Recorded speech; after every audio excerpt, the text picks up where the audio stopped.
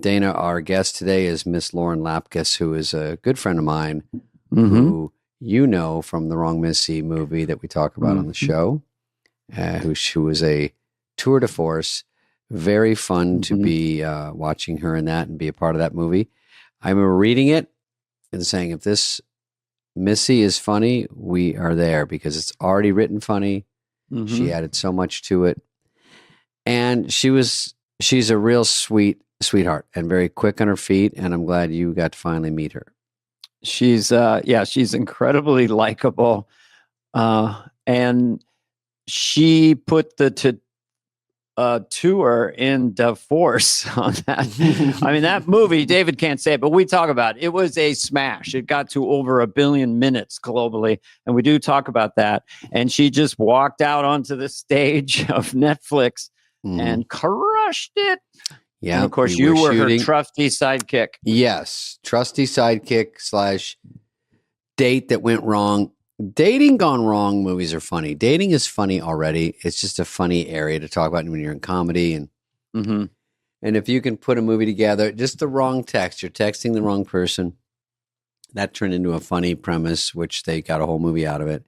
And she has a podcast, which we talk about, where they watch movies and they watch movies they've never seen. Like I personally have never seen The Lion King, but old movies like Star Wars, like basic movies, Godfather, they watch it and they give their first glance. What do you call it? Blink. Blink. Yeah, Blink. Because that's from the book by Malcolm Gladwell called Blink. And it's like, trust your blink. If you're in an alley in the middle of the night in New York City and someone's walking toward you, what is your blink? And if it is to run, run. You know, it's the subconscious molecules in your brain pan tell you things that you don't normally receive. In your bedpan? It just sounded good to say brain pan. That sounds good. Is that a real thing?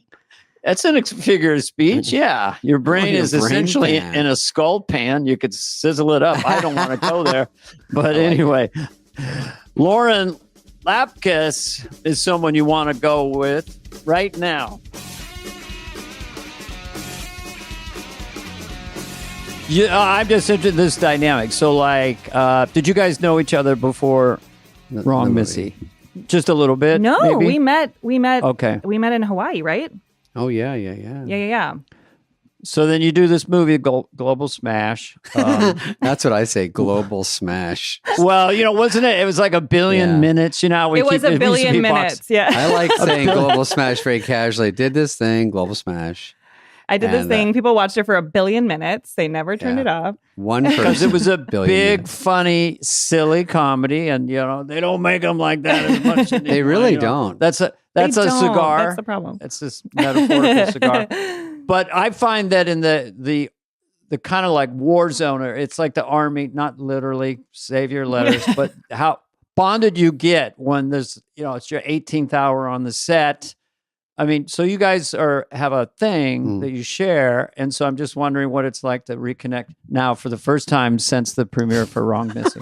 It means so much. It means everything. It's so fun. I love seeing you. I was such a fan of David forever. And so I literally auditioned for the movie because your name was, listed as being in the movie. I mean, not that I wouldn't audition, but I was like, I have to audition for that. And so I was so excited when I got to work with you. Well, when they do this, it wasn't quite COVID yet, right? It came out during COVID. It came out literally the first month of COVID or something insane. Mm-hmm. So what do? You self-tape or you go in those days? No, I went in. That was nice. I mean, that's the thing. I miss that so much because we don't ever go in anymore. But I went in and auditioned for Tyler, who directed it, and a room full of people that I didn't know. Grady was there, I think. Oh, okay, good. Yeah. So, and I saw a bunch of people I knew there, which is always the fun part of going in these things. And now we don't do that anymore. And we just do it in a black hole in our house and send it out and nobody watches it. It's great. It's very weird. And then your baby does the off camera. Yeah. No, yeah. But when we were doing Wrong Missy, when it came up, so I read it and I was like, okay, well, I think Adam was like, this is really funny, but I think you're more the straight man. Do you like, I said, I want to do that. I want to try that because it's kind of fun to be that. I always say like Ben Stiller and Meet the Parents or, so funny. when there's crazy shit going on, react. Someone just react. Because if you can get a laugh off her, then a reaction, then back to her, like you can get double. Yeah. And of course, everyone's nervous because I'm like, this is all riding on Missy. And I saw some stuff, some tapes, and then there was some names talked about like, and Adam was really about like, let's get someone that's not just a total household name. No offense to Lauren, but hey, no, just someone that's not like, yeah. oh, it's for sure Isla Fisher, because that's kind of that type of character. Yes. Yeah. It was great, of course. Yeah. But then there was someone from Ireland I saw, Lauren. Did I tell you that? No, I don't think so. There was someone from Ireland that had a really? thick accent. That would be good, honestly. Adam sent it to me, and he goes, "This one's pretty funny." That is and it funny. was, and I was like, "So wow, really from Ireland? Like people are getting their tapes in, and Yeah. at least something's working." Adam got it and was laughing at it, and then they were like, "Oh, nope, somebody just came in and did great," and Aw, that's and it nice. was you, and then we went out to Hawaii, and the Yeah. funny thing, the first thing I noticed, I mean, you have to see the Wrong Missy to really get this, so everyone has to watch it real quick if they didn't. But the first day, I knew Lauren was great because we had that. I think it was our actual first date in the movie. Yeah. We had the Yeah. wrestler. Yeah. What is it? Oh, Roman Reigns, who's turned out to Yeah. be such a sweetheart. Yeah, he's so nice. And he was at the bar, and then I come in, and then you're being an asshole to everyone. Why I even like you is the funniest part of the whole movie. It's so true. Like nothing there's good so many- happens between us. The Red Flag store went out of business within the first 2 minutes of the movie. You're yelling, you're like just talking, you're like, hey, sorry. Quit fucking me. She's like screaming to someone across the room. And I'm like, hey, don't yell at me. Like, and then it's like charming to Yeah, me. what is your character? Yeah, you're like broken. It was so You're fun. playing yourself, basically, in the movie. I'm myself, she's herself. And then I try to sneak off into the bathroom and climb out the window. And then I think that was the first night because I fall out of the window and Yes. break my Oh my God. my ankle or leg, and then I'm laying in a puddle. And when That was we're the worst. We're shooting it. I'm like, God damn, I forgot. I don't really like doing movies. It's so fucking hard. So The first I'm day. I'm doing a night Yeah. shoot on the first day. And then everyone's above me. You know, when you're laying on the ground, you're like, don't step on my head or something because no one's paying attention to me. I'm like, guys, first team. You are below so you. funny though when you're upset, which is maybe a problem. That is a thing we've 98% of it. discovered. Well, Once I'm in a he's puddle, very Dana, funny and I'm when- like shaking, know. and and they're like, "Hey, Did they put a blanket You're on you? shaking on No, he camera. was like freezing cold. And, like, I'm like, why is it cold? I'm in fucking and you had Hawaii. like No a one stunt told me. foot on that was like fake, so I could snap it. Oh yeah, But there was something weird about that too. Like it was oh like right, attached you had to to your take my leg or fake something. legs stuck up my Yeah. jeans and my wang, and then she's like breaking it. I'm in a puddle. I'm freezing, and they're like, "You're shaking on camera." I'm like, I can't not. I'm a person, and I'm freezing. Person. I'm a So person. funny. Were you number one on the call sheet initially, and then they moved Lauren's name up to number one? No, it was Lauren, they did and that then in halfway they did that through. in post. They're just retroactively. she was number one. I got to the set that day, and I go, "Hey, can I call a quick meeting?" And then suddenly you hear a typewriter white out. You could do better typewriter sound effect than that. I bet. King. He's the king. But you all what from old Hollywood that at a given point, I think some old Hollywood guy said to me, "You gotta see this girl. It's like that. She's That's like nice. Jim Carrey had a baby. She's fucking great. This girl. That's you so know? nice. Yeah, it's Yeah, like Jim Carrey yeah. had a baby just alone. Just himself with no one else. All Had righty a baby with just some weird person. But yeah, so from that first day when I think, Lauren, I'll speak for her for the rest of the podcast, Yeah, but that'd be great. she, if I'm right, Tyler, the director, would come in and say like, Tyler, that It's like sounds like Tyler, a the rapper. creator. yeah, he comes in and goes, Tyler, the director. Is that yeah, what that's he's his, referred that's to? his Tyler rap Spindell. directing name. Yeah. And he'd go, hey, I just want the audience to know that it is the director. And he'd go, hey, Lauren, maybe on this one a little drunker or something. And then she'd do it. And I'd be sitting there going, fuck, she's good. And then he'd go, maybe a little sexier. And then maybe a little, and then just take after take. Plus we're doing wide, medium, close up, over the shoulder. So she's got to do like 1,000 takes. I'm like, fuck, she's going to burn out. This is tough because she's ad-libbing her ass off. we have a funny script she's doing, and then once you get that okay to do whatever, It's the best. she was really bringing it though. I'm just saying, letting me talk because it's compliments. That's nice. Thank and you. So you probably won't say I that. love it. No, I'm like, thank you so much. That was so nice. No, I mean it was pretty phenomenal. I just wonder from your point of view, and you've done a lot of stuff, but obviously you're in a big Adam Sandler produced show, Happy Madison. You got David Spade and the whole thing. But from your point of view, when you started being directed by Tyler, the director, what was his name? Yeah, Tyler, the creator. He's gonna love this. Tyler Spindell. Tyler, I know. I met him, I think, in DC. Incredibly humble guy. So you're probably, when are you feeling really comfortable? Like, okay, I'm getting to do stuff.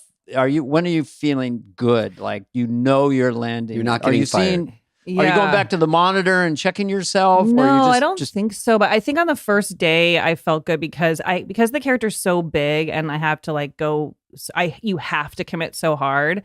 Once I was like yelling in the restaurant, like you were talking about, like I feel like that I felt good because it's like you have to just feel like I was still nervous that day, but like the feeling of I have to just fully commit takes over, and then so I feel like it made me feel confident because also Tyler is so open to, adding your own humor and stuff, which was great. And it's getting laughs. Well, it's great. Yeah, and getting laughs is amazing, of course. That feels so good. And then you feel like, okay, it's working. People. But when she gets a big laugh, I go, no more of that. He pinches me really hard under the table. Under the table, and I go, hey, come on. There she gets a big laugh, Dane, and then I go, maybe I could say that on this take. And she's like, I'm sorry, what? Well, that was me walkie-talking with Dex during the production. And, all I'd hear was like, I don't know, man. Oh, yeah. That's me. I don't know. I mean, but I remember about halfway through because Lauren was doing this every day and we were having a good time, and like dopey Johnny Farley's there and Swartzen is there and Jackie Sandler. It's totally fun. So it's definitely fun. It's hard to be in Hawaii, but I was finding ways to complain. Shockingly. Why is it hard to be in Hawaii? Well, I'm saying it's sarcastically. We're in Hawaii. Oh, okay. We're doing a movie. Every dream situation. Yeah. But but then toward like the middle, actually toward about 2/3 way through, I was looking at what we had left, and I'm like, I think this might be funny because you're doing it out of order. But I go, we still have this threesome scene. We still have this. Yeah. We still have her like falling off the cliff. I go, I think we are in pretty good shape, but you just never know. No, it's so scary making something and then you just have no idea how it'll turn out. I mean, I'm so happy it's funny.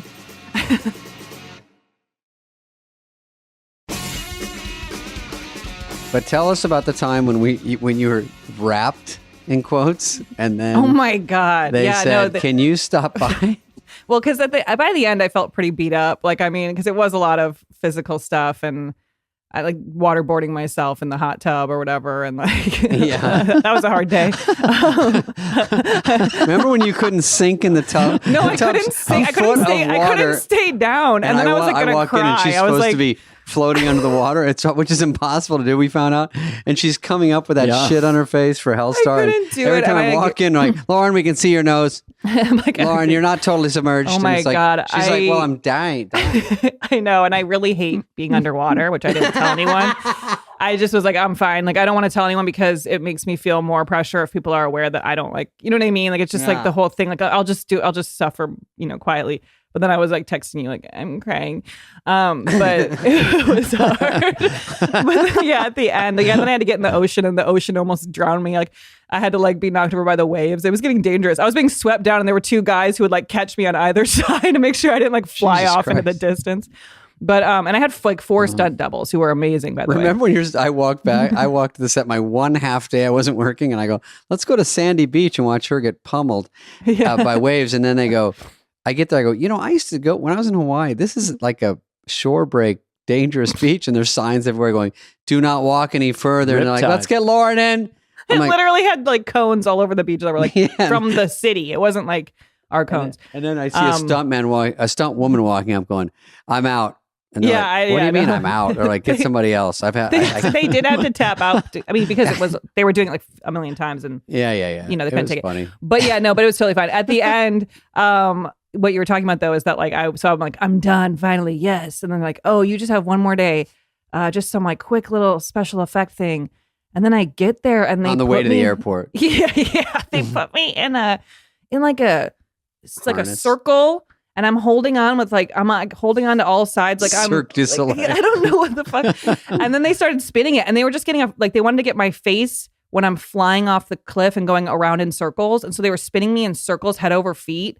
So I would make crazy faces and I was going to barf. I mean, it was crazy. And I was so grumpy because I was just I was celebrating being done. And then I had to get in this thing and get sick. Can you buzz by and just do 5 seconds of you falling off the cliff and hitting the wall? And you're like, sure. And then it's 3.5 hours later. Doof, doof, doof. Yeah.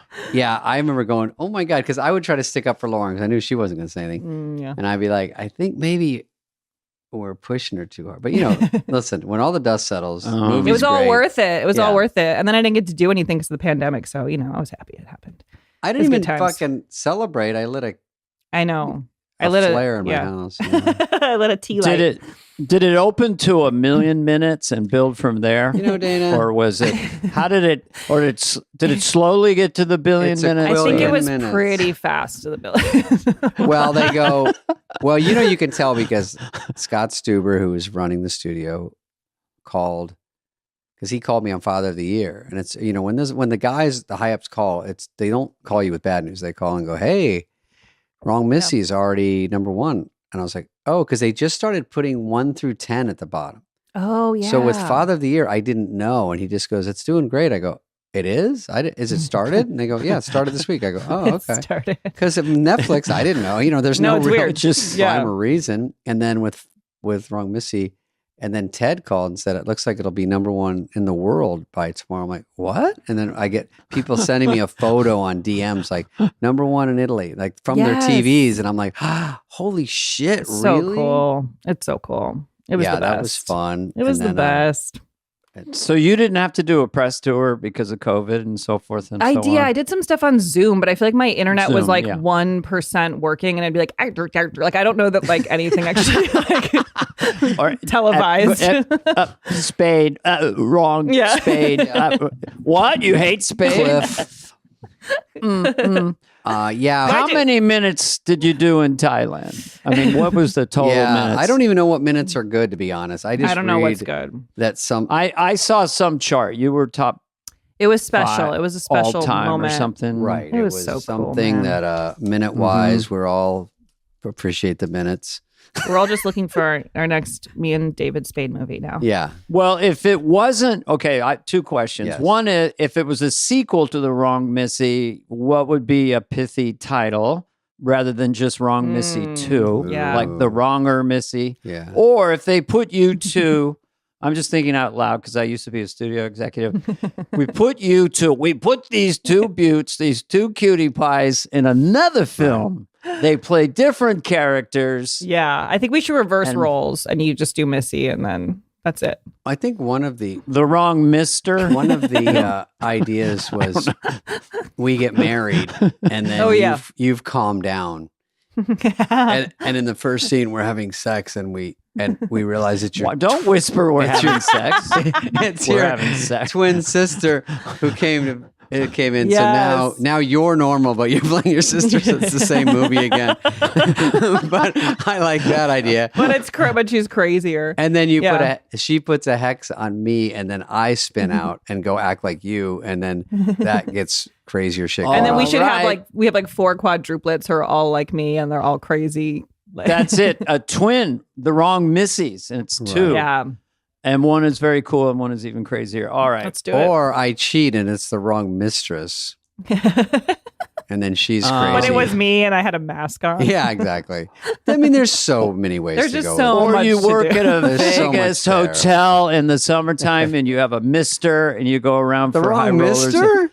Missed them by the pool. I'm just looking for okay. words that good. start with MIS. feel like People that- want it. It 20. has to be familiar. Yeah. I feel, Yeah. because you give me a pitch and then I can tell in my head how many million minutes it is. It'll get. That one's Instead like of, a million minutes. Yeah. yeah, I see instead of box office, you got to think minutes. Yeah. It's great stuff. Okay.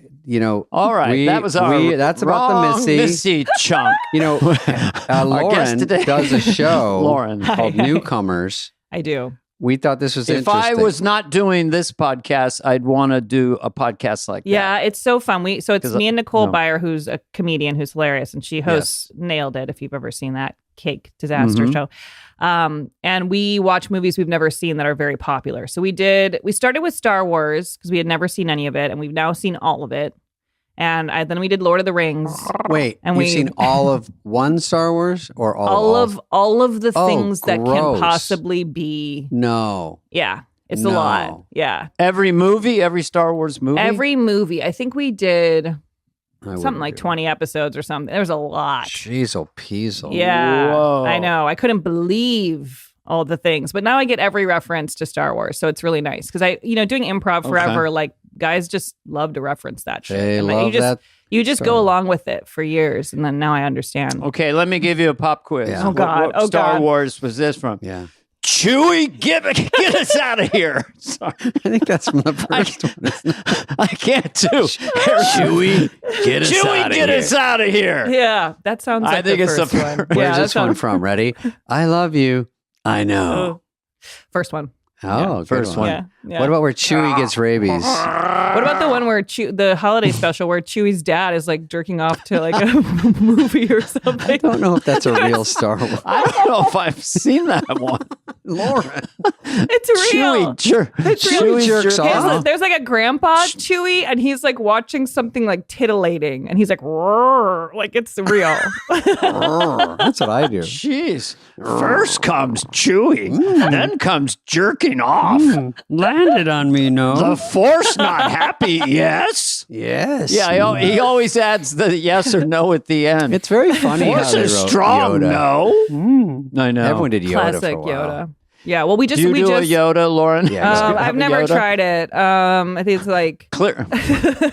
Go ahead. What does he talk like? Like Is no try, only do. Oh, yeah.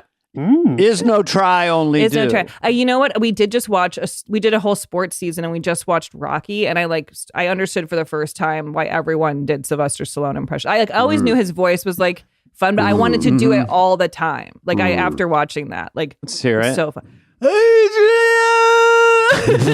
Not even anything like it. After all No, I that. can do it. only movie. I can do it. Okay, ready? The only movie I've ever seen. Okay, get that ready. That's okay, better. The tongue That's- was at At funny. the after he's beaten up, right? Yeah. He's like, Adrian! And like he's screaming and she's 1 inch away from him. I'm like, she got it, man. She's Okay, coming. I've got an under impression. Ready? This Okay. is Rocky 2. Paulie's in jail. And he walks in. Silence. And he goes, Paulie. That's it. Paulie. He says it really under because I think he was so. Everyone's doing impressions of him, so he goes. So I now can he's like, pl- actually, I can don't talk play it like that under. anymore. Yeah. Paulie. You know, It's the worst wind-up for that. anything. I don't know what it is. Well, you bring that turtle in here. I don't know what He- Is it a turtle? God He had damn. 2 turtles named Cuff and Link. Lapkus. Cuff and he and kept- Link. Lapkus. He kept them for years and years. I think they just died like the other day.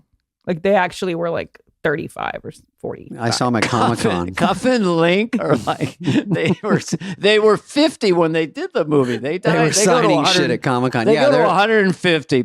You can buy a Yeah. tortoise that might have known Abraham Lincoln Yeah. right now Yeah. today on eBay. owned by Abe Lincoln.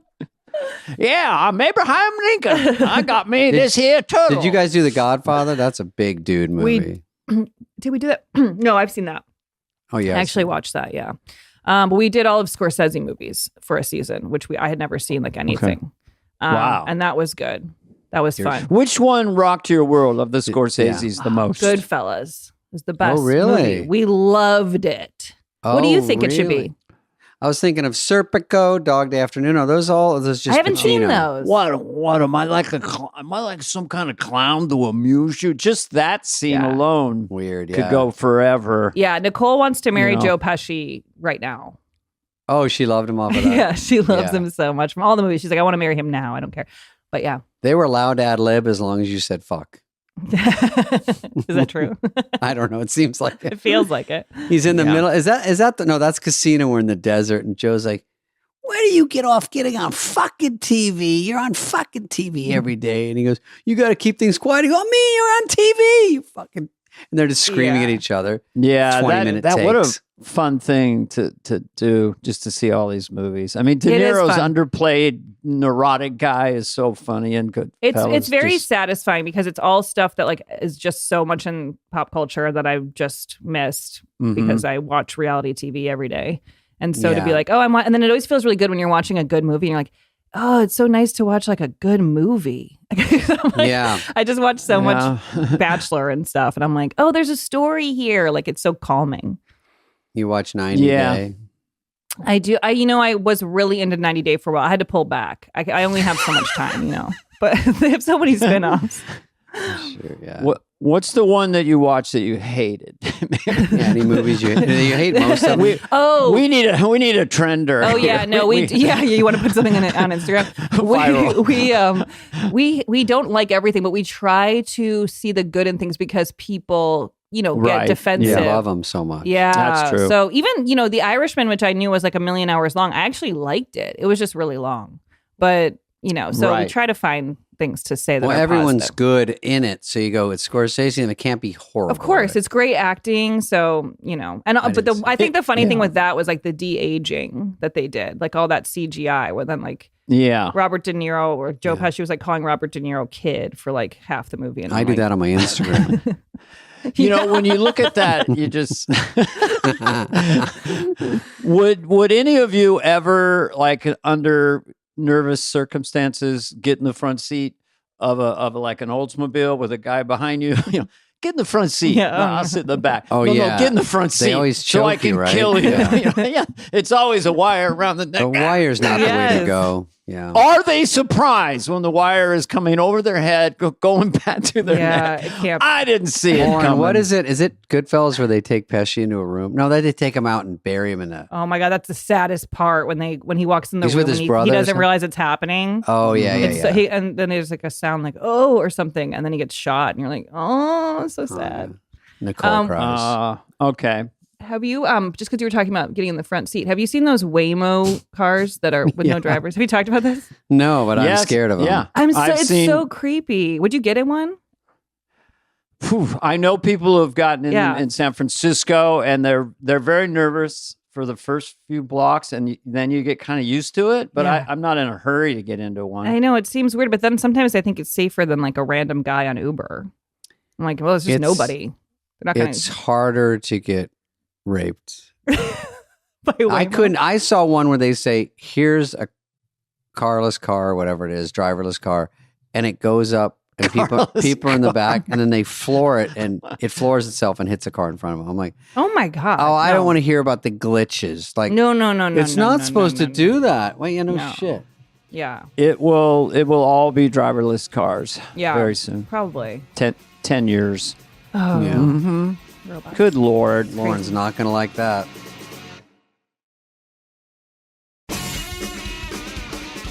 Let's see. I'm going to ask you, have you seen 3 Days of the Condor with Robert Redford and Faye Dunaway? What is that? Put it on your list. All right. We got to do a whole Faye Dunaway season now. Probably. Do a Robert Redford season because he's a stud. Yeah. If you take Redford, you could go from Butch Cassidy and Sundance Kid, Killer. The Way We Were with Streisand, 3 Days of the Condor, Max von Sydow was also in that, Sidney Pollack directing, All the President's Men is also surprisingly great.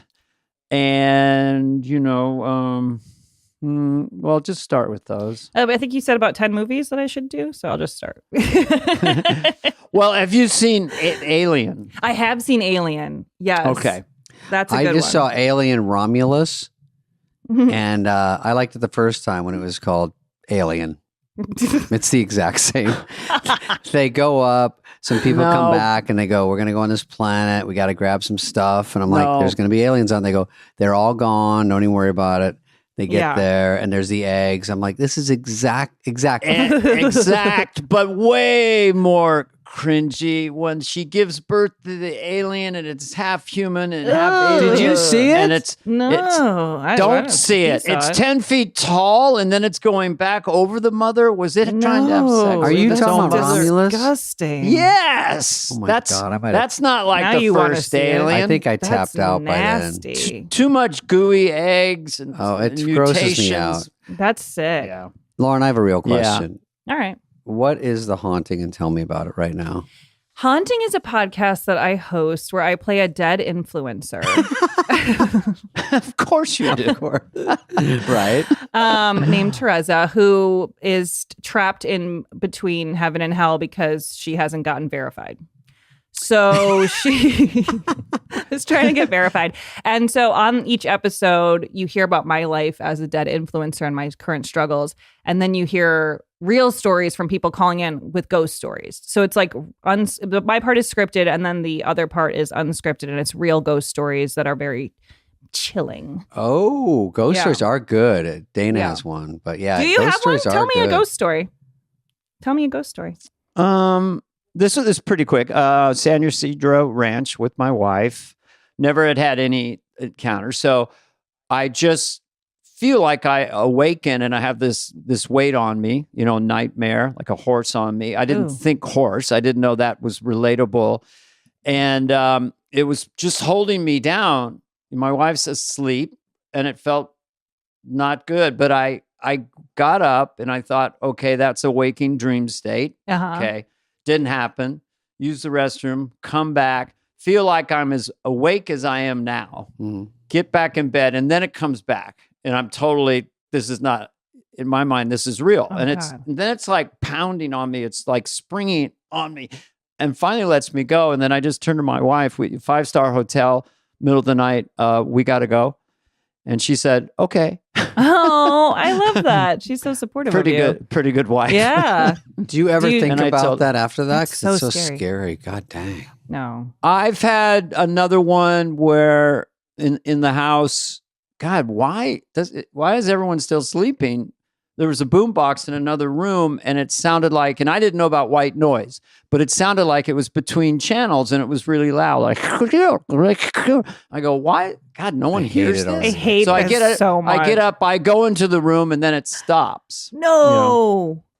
I hate Yeah. this. That's scary. So those are my two, but I'm not as nervous about it. I did actually I saw an apparition in my room in the hotel in New York recently. You're having a lot of these. This is like, you have like a bunch. Well, these are my greatest hits. Yeah. This is over his 90 years. Well, can I ask you if you had any sightings or anything? Well, we have one story in my family that's kind of crazy that when I was a kid, we got a voice or an answering machine message on the answering machine. You press play, and it was a collect call, and it said, "You have a collect call from Grandpa Joe." It literally was Grandpa Joe, which No. was my great grandpa who had passed, and you could hear a bar behind. He owned a bar, so you could hear like glasses and like things like it was a bar. And my mom and my aunt, I remember this so clearly. I was Wow. like 8 or something, and they were like screaming and like, oh my God, like freaking out. It was the craziest thing. I mean, I don't know, but it was. Was it ever explained? It was never explained, and maybe it was someone in my family pranking. But we have like when you say something's not, if you're not lying, we say Sveti Troitsa, which means I'm not lying 100%. I swear to God. And so it's like no one ever said it was a prank. So I don't know. Well, Wow. it's called The Haunting. We have to let Lauren go now, which Yeah. I like it. Talk to her forever. I know. The One of our Haunting. favorite Where do you get guests that? has Where do you got see it? Or where do you hear it? Where do you see it? You get it at iHeartRadio or Okay. iHeart Podcast app Okay. or wherever you get your podcast. That's It comes easy, out yeah. every Tuesday. It's really fun. I love talking to you guys. I'm so excited I got to meet you, Dana. I'm like, I really wish I could talk much longer because I'm such a fan of yours. I always thank have you. been. And I'm just so happy I got to meet you. It's such a pleasure. I mean, just keep on doing whatever you're doing. Thank You're you. incredibly talented. Thank you and so much. Super. I'll just say it's super likable. Oh, thanks. I'll take that. I I miss call you, super Lauren. likable. And I miss you too. I hope we get I to will- see each other soon. We will do a sequel. All right. We have to. Okay. Bye, guys. Bye, Dana. Miss you too. Thank you. This has been a presentation of Odyssey. Please follow, subscribe, leave a like, a review, all the stuff. Smash that button, whatever it is, wherever you get your podcasts. Fly on the Wall is executive produced by Dana Carvey and David Spade, Jenna Weiss-Berman of Odyssey, and Heather Santoro. The show's lead producer is Greg Holtzman.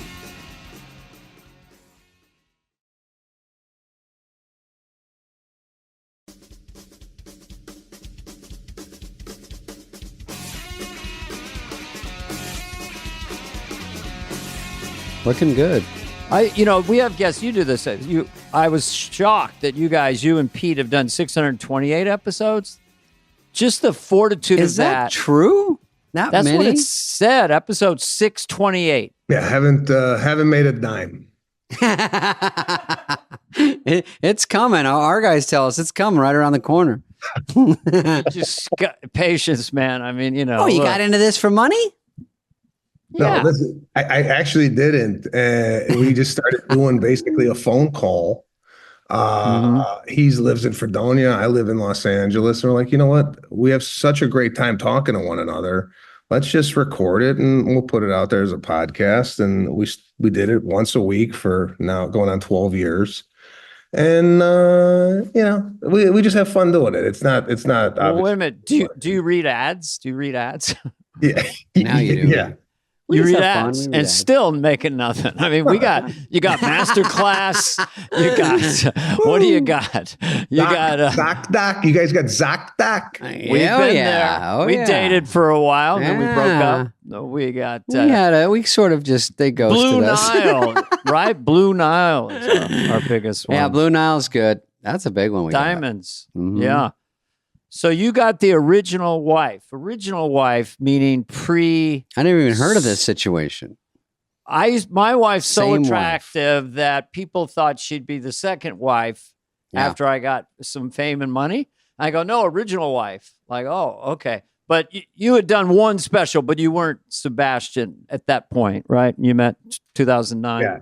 Yeah, we went in 2009. I was just coming off. Actually, I was just coming off a special 2 years earlier, and then just knocking around comedy clubs. She would come with me, Addison Beltline Road and Improv, and it was we kind of came up together in the comedy world. Obviously, I was doing comedy prior to meeting her, but when I started making a living doing it, she was kind of right there with me. Let me ask you this. This is usually the evolution of a girlfriend who might become a wife. But, okay, early on, she's up close. Maybe not the first row, but right up there. A few weeks later, she's heard a lot. She's in the middle of the crowd, kind of hanging out. And then she's sort of standing in the back.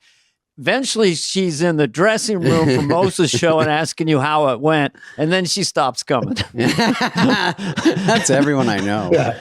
That's every single. They're really excited. And then they see how the rabbit gets out of the hat. Yeah. And they're going, oh, I see all these. But anyway. No, you're right. It's a basic evolution out of the building. Yeah. Call me after. What about, did you say Addison Improv? Is that Dallas? Yeah, that's Dallas. And it's right by a freeway. Is that what you're talking about? Yeah, it's right. It's the most populated restaurants per square mile, I think, in the country on Beltline Road in Dallas. Yep. I've played that Dallas. I played the old Dallas Improv that was on Central and Walnut.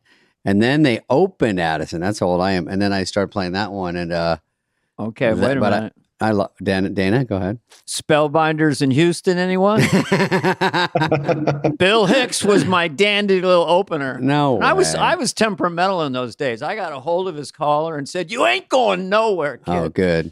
I lost it. No, he was brilliant. Brilliant then, all to the way. So there's another stat of yours I just have to ask you because it's extraordinary from where you are now. The math that I did on your Wikipedia page says you were still waitering potentially at age 32.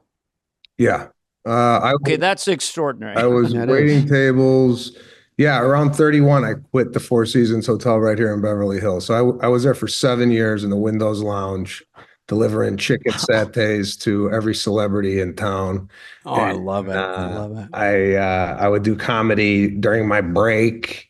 I would run to the comedy store, do a set, and come back, pick up my table. So yeah, I was early 30s, God, schlepping drinks. Don't you think? at the I Four mean, Seasons. you know, when you make it, and then you went on, and then you're at this apex. I mean, it's extraordinary, well deserved too. So don't you think it's better to make it later? I mean, are you still kind of used to it? It's only been about 12 years since you went supernova, I guess. In the context of your life, it's still kind of new in a way, or are you kind of acclimatized to the numbers? Yeah. What arena? How big is the arena? It's arena side. Come on, Sebastian. Go ahead. I'm glad it kind of all happened the way it happened. I just, I had a slow burn. I didn't get a TV show or a movie or anything like that kind of catapulted me into stand-up comedy in a way where I could draw a crowd. So I just did it, kind of slow burn. And yeah, I mean, listen, I grew up in a working class, middle class family. And we've always kind of had to work. My dad always says the Maniscalco family, nothing comes easy. We always got to kind of be patient, put our time in. Did he actually say the Maniscalco? Because I can't imagine my dad saying the Carveys will always. I mean, that's just very Italian or Sicilian or something, right? Yeah, it's very Sicilian. Like we always got to, wait our turn. Basically, no one bumps us to the head of the line. I still have that type of career too, though. I mean, I have a fan base. Obviously, they come and see me. But like, for example, I went to the Bulls game in my hometown of Chicago last week. Right, okay. Simone Biles sitting there with her husband Jonathan Owens, and they put you up on the jumbotron. So they tell me we're putting Simone Biles up. Right, she goes up there. You would have thought Michael Jordan walked in. Oh my God, you got to follow her. And then me, who I'm doing 2 sellout shows the Friday and Saturday right after that. I didn't even know they announced my name. It was almost as if a guy came out to shoot free throws during the That's the response I got in my hometown. So it's like I'm still like just on the fringe of like quote unquote celebrity or fame. Yeah, there's fun things. Yeah. There's interesting facts that, like Dana's probably been more famous in his life than he hasn't been. So that's probably a weird feeling because you always remember more that you weren't. But he's had such a run, and then Artie Lang, who I think you guys all know, Artie Lang told me the weirdest he felt was when he made more than his dad. It was such a weird feeling for him. That what he does, which is feeling so trivial. And then he goes, wow, my dad's such a fucking hard worker. And he goes, I honestly had to go to therapy. I didn't know how to deal with that. Isn't that crazy? But I get it. My dad was a high school teacher. So Sebastian, your dad, was he somebody making six figures or 50K or? Yeah, he owned hair salons. So he was a hairdresser, but never had a franchise of hair salons, just a few throughout his career, not making a fantastic living, but not, we went on one vacation. We had 2 cars. We lived in a nice home, never struggled for money. But yeah, I think it is kind of weird to get used to. I never really even thought about making more than my father. That never really even crossed my mind as far as like, it's never been like you're making more money. The relationship is such as like that he's the star, right? Sure. And I'm hanging on to his coattails. That's all. But also, I grew up not knowing. My dad was kind of in and out of my life, but never even knew how much anybody made. It didn't even cross your mind. You just, you had a place to live, hopefully, and some food, but I didn't know numbers. I didn't know who knew. Yeah. So that's your dad, and he's the main guy in your life because he's your dad. But it's a weird feeling to get. I mean, there's times I feel obviously overpaid for things, and you go, just a weird feeling. You never get used to it. I don't care. I mean, because I had the same kind of thing. 5 kids, high school.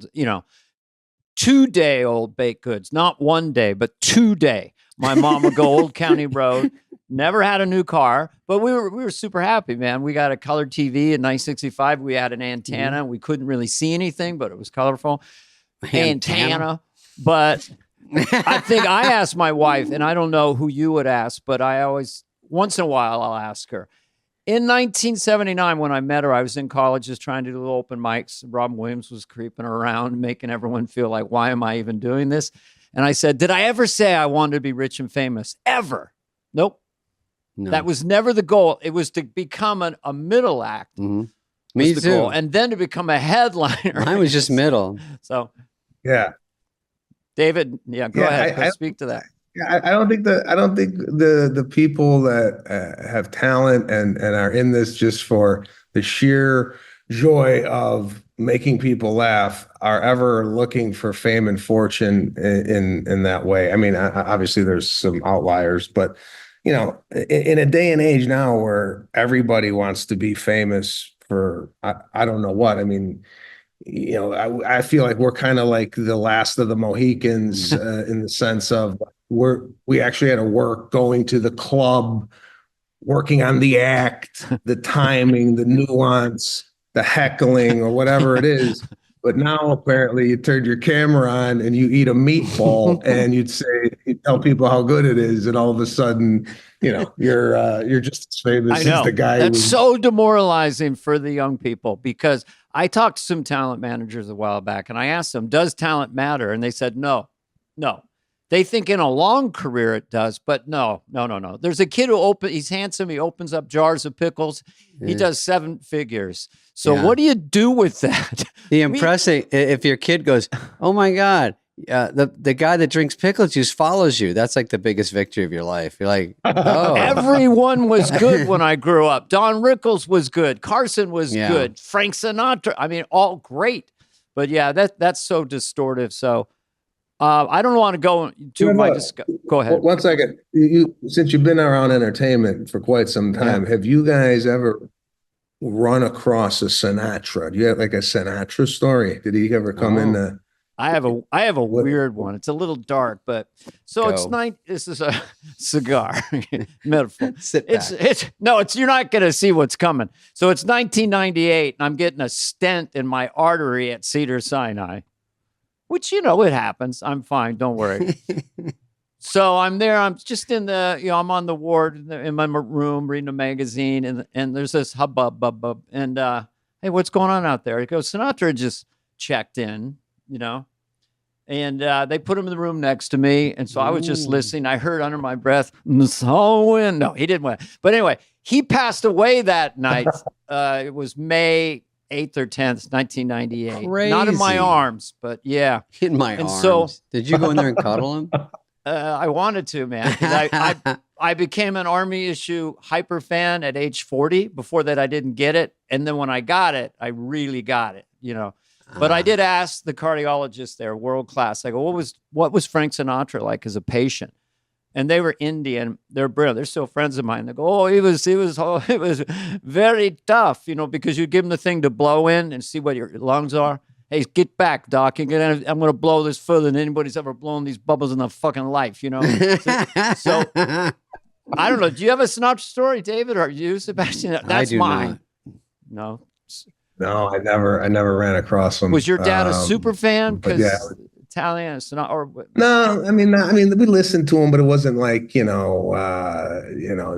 have a picture of him on the wall at the house. It was, he was, played on Saturday mornings while I was doing vacuuming. I remember I had to do chores on Saturday. My mother would play him around the house. But I don't know. I just find him fascinating. Like, I don't know, like the old school type of guy. It's fun. Well, the Rat Pack at the Sands, the live album is magical, you know. Yeah. And John Lovitz told me, hello, plays it before he goes on every night when he does clubs.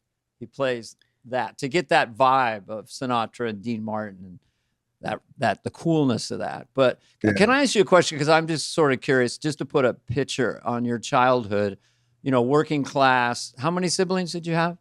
I have a sister younger, about 5 years. And so I like asking people these questions. Mm-hmm. TV show or movie that floated your boat as, in the formative years, 8, 10, 11, 12, toy or bicycle you had that you'll never forget, or musical act that you blew your mind coming up. You have 5 seconds. It was Three's Company was my Three's Company.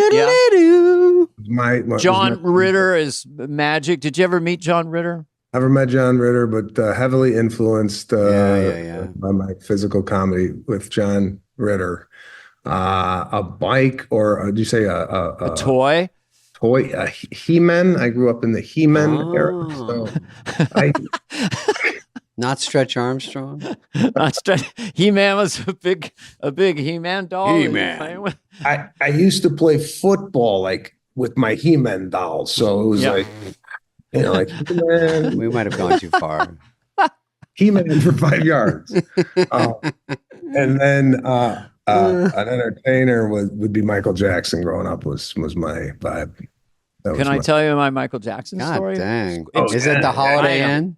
Yeah, I worked at the Holiday Inn, and I was a busboy waiter, and the Jackson 5 came in, and I would go and wait on them. There was Tito and Marlon, and I went in Michael's room before the show. He ordered raw carrots. And Janet, I believe, as a little girl, was jumping up and down on the bed. And he would sit and look at the mirror in the room. I'd give him the raw carrots. And I felt bad later on because I said, you're a good-looking kid, but you could maybe do a little something. And I just backed off and left. But Dana, that set off a whole thing with him. I know. But I did wait on, because we were near the Circle Star Theater up in the Bay Area. It was a 3,000 in the round. So I waited on Richard Pryor, George Carlin, Rich Little. I did room service to Little Richard. He answers the door completely naked. And anyway, that's that part. That's another podcast. Can I ask you a little bit about your process? Yeah. Because once in a while I'd sit down on Netflix and I'd watch specials. Okay. And I usually last 15 minutes. With David, well, I like I said, I last about 15 minutes. No, David, I go longer. But so I'm going through. I didn't know a thing about you. Never saw you, and it was the one with the Subway sandwich in the Cinnabon, and I watched it all the way through. And I said, "Holy shit, this is new. This is familiar, but completely brand new." I used to have gotten this from people over the years, right? When they first, because the physicality and the musicality together was so potent to me. And the physicality it's not just all this, it's also just send a bun into your head. I mean, it's like, and then the rhythms, the way you say people, like you're so exasperated. The guy's over by the pool clipping his toenails. I mean, it's so hypnotic, and I love it. And I've recommended that special and others to our business manager loves you.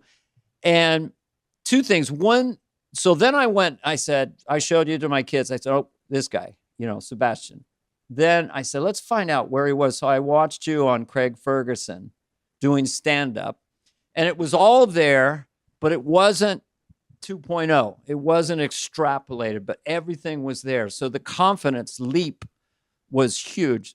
So you have people tell you this, right? I mean, it's so potent. No one else is doing that even to this day. Your style. I just really appreciate it. And do you pull muscles? Do you get hurt on stage? Because Jim Brewer does. Okay, that's all I got to say. No, it was very, very sweet of you. I appreciate the cut. I like the way you put it, describing kind of what happens up there. Physicality and musicality. Yeah, I never really heard it put that way. But for me, as far as I did comedy so much just to get good at it and familiar, and talk about the confidence.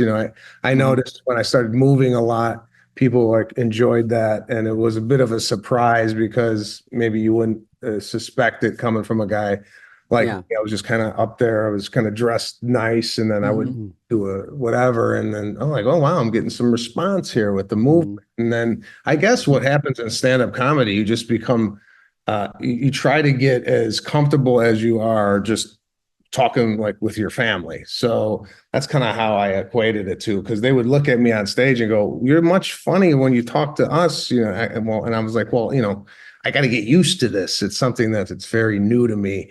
And and yeah, for me, it's just basically storytelling, and the act outs are kind of just they're not practiced. It's just like, I'm going to go to the comedy store tonight, and I'm going to tell a story that happened to me, and how I tell the story happens to come with a head bob or Yeah, I love that move. Just being shocked. The one I don't know which special it was, but people just randomly ringing the doorbell. The act out on that was just huge. I mean, you were going in different rooms, lying down. It was like a whole military operation. So I call it funny with the sound off. And there's nothing more potent than if you look at I Love Lucy or Peter Sellers, where first of all, there's not one joke in your act verbally, but also that the act outs allow the audience to laugh crazy hard, because they don't have to listen right at that moment. So then they're free. And so it's a style that I just love. I think it's kind of a style that when I saw it at the store, I think I first saw it, Sebastian, just leaving, you do a set and you're leaving. And I go, he was next. So I just sat in the back, or I just walked in one night and before I went on, just who's on? I don't know everybody here. And same thing, Dana. I just thought it was very different. And I think it's kind of like, maybe you're saying his stand-up in the old days was sort of, in a weird way, a cappella. And now you're adding strings and different things to it, because movements and different things are taking like a bit that's funny and it's getting funnier. There's little layers to it now. So you have a bit that's already funny, and now you're putting different stuff to it. Now it's elevating, and now that's your whole style. There's more going on in each bit than a regular stand-up, I would say. That's what I drawn to the same stuff. It was already funny. And then he surprises with some moves. I think it was the Uber bit, and there was the one about that was just funny to me. And then when I see, it got into this other thing that we can get into, where I just did a special, and this is more what this podcast is about. I did a special, and so what's the name of it? When does it come out? We don't know yet. Okay, but the thing about it is, and Sebastian's done a lot of these, and the idea of, do you start from scratch and do a whole new hour, or do you do a mixed bag? So for me, I just shot my special last week, and I'm still on tour. So that will come out after I'm done with the tour. So I like to give the crowd a new experience if I'm going to go on tour again. I mean, I think there's some material that people enjoy that they want to hear. Right. And I might throw a few of the older ones in, but I like to, I don't know. It's hard with comedians. I mean, I'm sure you guys run into it, the impressions that you do. People want to see the impressions, or people want to see the totally. And you're like, all right, I'll give you that, but like the hits. Here's what do you got? Where's the bride's groomsmen, or whatever, that one where they come down and rehearse? That one I always thought was funny, because when I see you, sometimes I go, oh, I don't know what's coming out, And if I told my buddy, oh, there's an Uber bit, there's this bit. So those kind of things happen with me too. They go, oh, I came to see you and you didn't do. And I'm like, I know. I actually like to mix in some of my favorites, and then of course do new stuff. And then there's that feeling of, that was in the special. Do I do it when I go out again? I don't know. It's back and forth. Well, here, you guys, a little bit older than me, you didn't have, like, when you did something on TV, or you did that just lived on TV. It's not like you went and go and like pulled that clip back up again of the SNL sketch that you guys did. It's like, if you missed it, you missed it. Yeah, right? Pretty much. And now it's all out there for everybody to see. So you do a special, and it's like, I didn't have cable growing up, so I didn't even see the damn HBO specials. And when it was like catching a unicorn. But now it's like, you do a special, they cut it up, it's all on clips on internet, and then people come out and go, all right, well, yeah, we saw that. What are we paying? $55 a ticket for? That's the big thing. Yeah. When I saw that already on YouTube. So it's a challenge, I think, for comedians to kind of come up with equal to or greater than material that they have done previously. That's the challenge.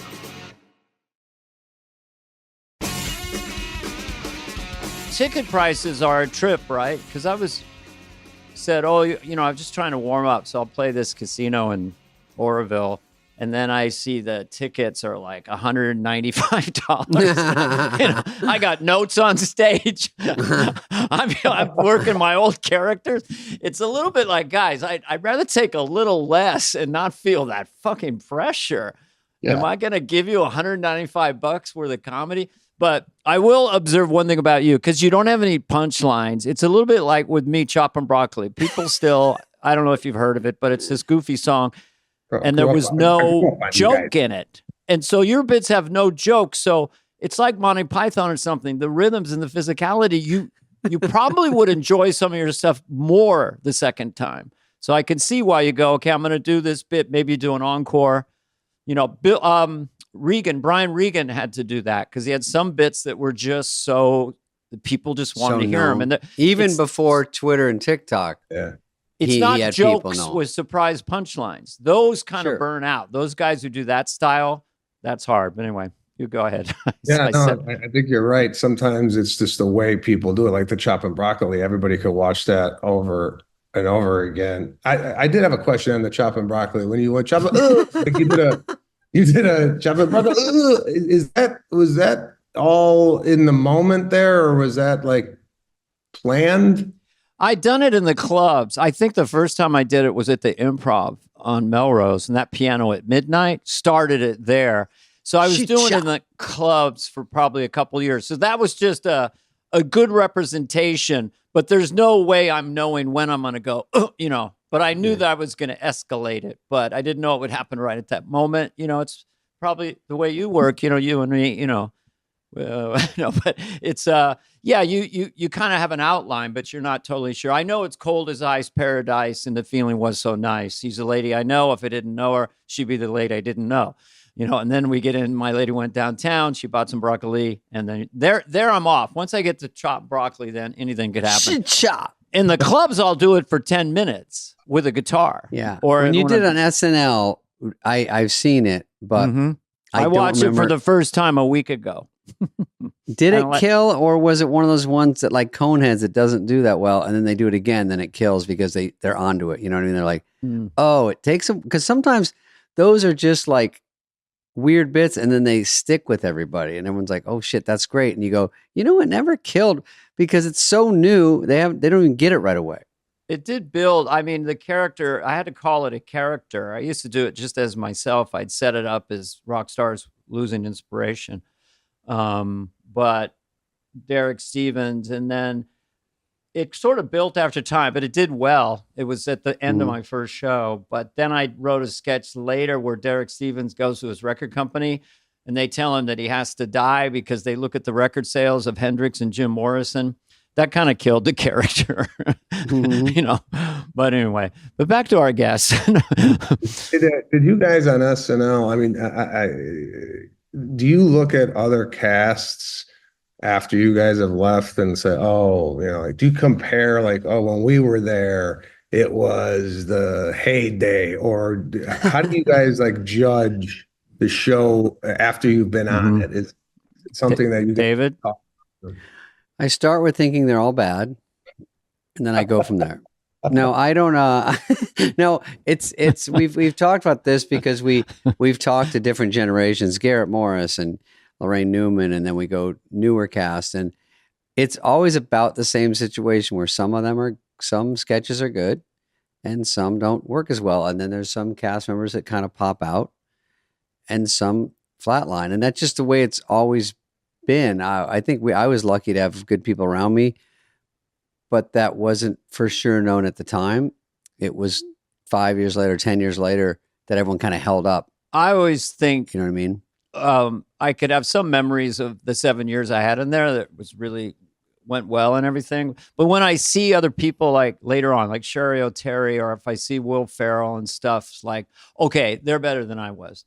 That's how I go. I go Bill Hader, Fred Armisen. Okay, I'm not as good as Kristen Wiig. I couldn't do that. I couldn't do that. Exactly. I always look at the cast beyond my time lovingly and with a lot of admiration, because like, I didn't do that, because it's kind of unlimited. You do what you do and then you leave the show. But, it keeps being reinvented. I I mean, how do you? I'm just going to ask you because you didn't have cable, and you're in the clubs. Like, who were you looking at? And you didn't have telephone, you didn't have a landline, you know. But who are you? Like George Carlin? George Carlin. Who are you Carson? looking at? It was anybody on Johnny Carson, so we would stay up and watch Johnny Carson. Yeah. Okay. And I would be fascinated when the comedian would come on. Back then, I think he got like 7 or 8 minutes, and I was like, just like, oh wow, this is unbelievable. Plus, back then we would listen to records of Carlin or I would see cable on Saturday morning. I went over to my uncle's house to visit, and he would tape all the comedians for me to watch. So I that's kind of how I was introduced to stand-up, was I think first through the Tonight Show. So how old were you when you went to your uncle's house to look at the stand-ups? To watch the Playboy Channel. This is 8. I was like 7, 8 years old. Oh, so you got the bug early. You kind of, Yeah, I was really, really fascinated with stand-up comedy from a young age. I just always thought I used to go to comedy clubs when I was 15, not to perform, just to watch. I had a fake ID. Me and my girlfriend would go, and there's a little comedy club in Rosemont at the time. I even forget the name of it. And we used to sit in the back, and I used to sit there and marvel at the comedian going, gee, how does he remember all this? Exactly. I did the same thing. Yeah. Right? And I'm like, are they just making this up like right now? They seem so confident. They're so scared? smooth. Yeah. Did you see Seinfeld on there? I remember seeing Seinfeld. I saw Leno on Carson. I saw Jeff Altman. Mm-hmm. There's just some that stuck out. George Miller, remember was that on Letterman? Letterman's friend, George Miller. But that's funny because you see him, and that's really it. And then you wait and see someone else on there. Rickles was always, as a kid, was the one who just made me laugh the hardest. Because Ed over there chewing on a no biscuit. jokes. Ed, the show started a half hour ago. Put him in the corner and give him a cookie. Hey, Ed, give him the program. I mean, and he had his tricks, but still, he made it feel so spontaneous. And so I really enjoyed him and the Johnny Carson banter and the back. Also, I liked when the talk shows had people on the couch. And you would come out and you would goof around with the girl next to you, next to you. Everybody would be like having fun. And now it's like you go out there and it's just you and the host. It'd be nice to have the first guest sitting next to you. Yeah. It's promotion and corporate greed. And, that was just like, I mean, there's one online. There's so many online where Rickles is just next to Sinatra, Vinny Babongo called, he's just doing all these fake Italian names. Yeah. And Sinatra was dying. But that bygone era. Can I ask you this? Were you introverted, extroverted in the middle going through grade school? Or do you have years where you were kind of the king of the hill? Other years you were dormant? Shy, just shy kid, never class clown, just quiet, polite. Just observe the class clown. I never liked the class clown. I always thought he was not funny. Sorry, Dana. No, I was introverted as well. But when I was in 4th grade, I had a good year. I got kind of cocky. But 5th grade, I went 4th grade. I went dormant. No, 4th grade, something about it. I was a shoplifter. I smoked cigarettes, and I fought a lot of kids. I fought. I was and like, then what happened? Your stock went down the next year. I don't know. That's the thing. What I was going to say about confidence, is there's 99%, and then that last 1%. Is as big as the previous 99. And I think that's where you got to at a given point. And so the audience, when they sense that kind of confidence, like Dave Chappelle, when he's up there, it's just like, that's at that high. And you're there too. 22 minutes to light his cigarette. Everyone's like, I know. It's mesmerizing. You're actually. It's funny. Yeah, you're waiting. You're actually, when you watch him, you hope that he likes you as an audience member. That's what if he looks at me? How powerful he is. But when you get to that level of confidence, that next wound down level, the audience is so comfortable. They're so relaxed that you have command up there. And you got there. I don't know what year it was, but you got there, and it's fun to watch. I've seen recent specials. I won't give names of big comics, and I was one of them a few years back. But their eyes are kind of big, and they're dancing for their dollars. They're a little sweaty, and it's not their best set. And you want to feel like the guy's not shooting a special. Sebastian's good. Because the eyes get big, a bead of sweat, and it ain't funny all of a sudden. Go ahead, Dave. He's not afraid to keep it silent for a second. I think I'm right when you Oh, yeah. When there's silence in mine, I'm scared they're going to yell. I'm scared. It's hard to sit there and be quiet and think of the next thing. I think Nate Bargatze has good crowds where they wait. You know what I mean? They're well behaved. And to get a crowd, it's so much more fun to do throwaway jokes or to take a pause and then to go. But I get rowdy sometimes. And so I can't leave that much. And I think I like when someone like Sebastian just stops for a second, then he goes on to the next thing. And you're like, I'm in this. So if you get a good crowd, you can do it.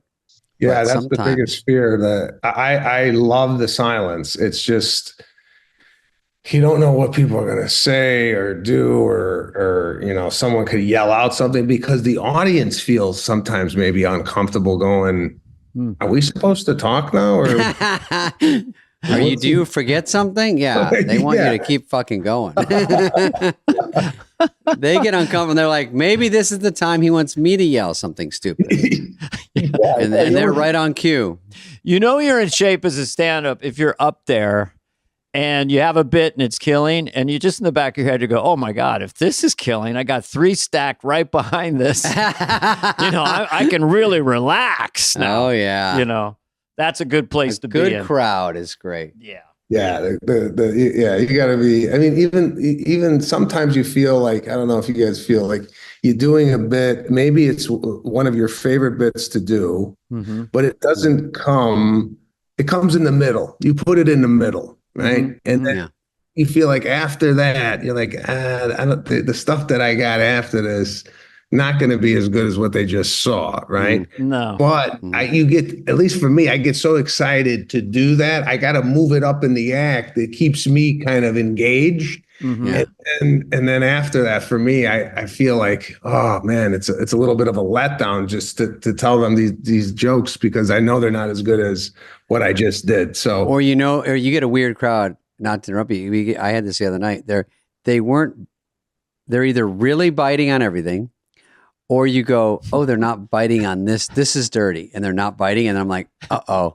I'm looking at my list going, we got some dirty ones coming up toward the end. How do I get around these? Because why it's so hard on your feet to go, I got to move that up. I got to lose that, but I still got to do enough time because if they're not biting on this one, they're not going to like the next. You can just tell. I know. Get off it. It's such a psychological beating up there. You're like... Don't you find it fascinating that you're saying they're not biting on this, meaning as an audience collective, as a whole group, yeah, like they all got together and go, listen, we're not laughing at the dirty stuff tonight. But it's fascinating for me is like, how is it like everybody in the audience is not on board with this one particular joke? Yep, or they don't like the super dry stuff. Like you can just come and have little musings that work. Like I think the other night I go on and I go, hey, don't tell me what happened in the election. I taped it. Don't tell me who won. I taped it. And then it got a big laugh. Next night I do it. They're just staring at me. I'm like, what happened? What happened between last night and tonight? At a certain point, it's too late to do that. But for their 2-3 days there, and then I go, there's some throwaways in my act. They weren't, and they're like, we're not the throwaway crowd. Give us the fastballs. I'm like, fuck. And that's what you realize early on. And I go, I got an hour of this. My problem is if I too early get too jumpy and I just go out and I go, not gonna do it, I'm fucked because that's it. Some people leave after that. Or if I go party on, half the crowd goes, we got it. We got it. We heard it. If I don't do anything else. And then you do something else. I go, why are you doing something else? Why are you talking about anything but the church lady right now? I don't understand. Why? So you're ruining it. It's a good problem to have, but it's basically a greatest hits review. I might as well be at, the Tropicana and Laughlin, little Dennis Miller slipped in. By the way, I'll be at the Tropicana in Laughlin on November 18, 19. You got the Sebastian cat on the pod today, huh? That's a toddling cat, out there with the physicality. Works it. Works it. So another question. But we're going to get to all your credits, movies, TV shows in a sec. He's like, please get to my credits. The PR person's going nuts. When is he going to mention the book? When is he going to do it? When's he going to mention the book? We got a 2-hour podcast. I can't do it. Do you have to stretch before you go out? I mean, do you Now kind I of do. Early on, no, but now I pop my calf a couple of times on stage. Of all things, which bit was it or what? It I was can't do the stealing it home was just bit. a pivot move. You were squatting. I went to go sprint from one side to the other. boy. As I went off my right leg, I'm like, wow, did I just break my leg? Doesn't take much. You have to be at least 30.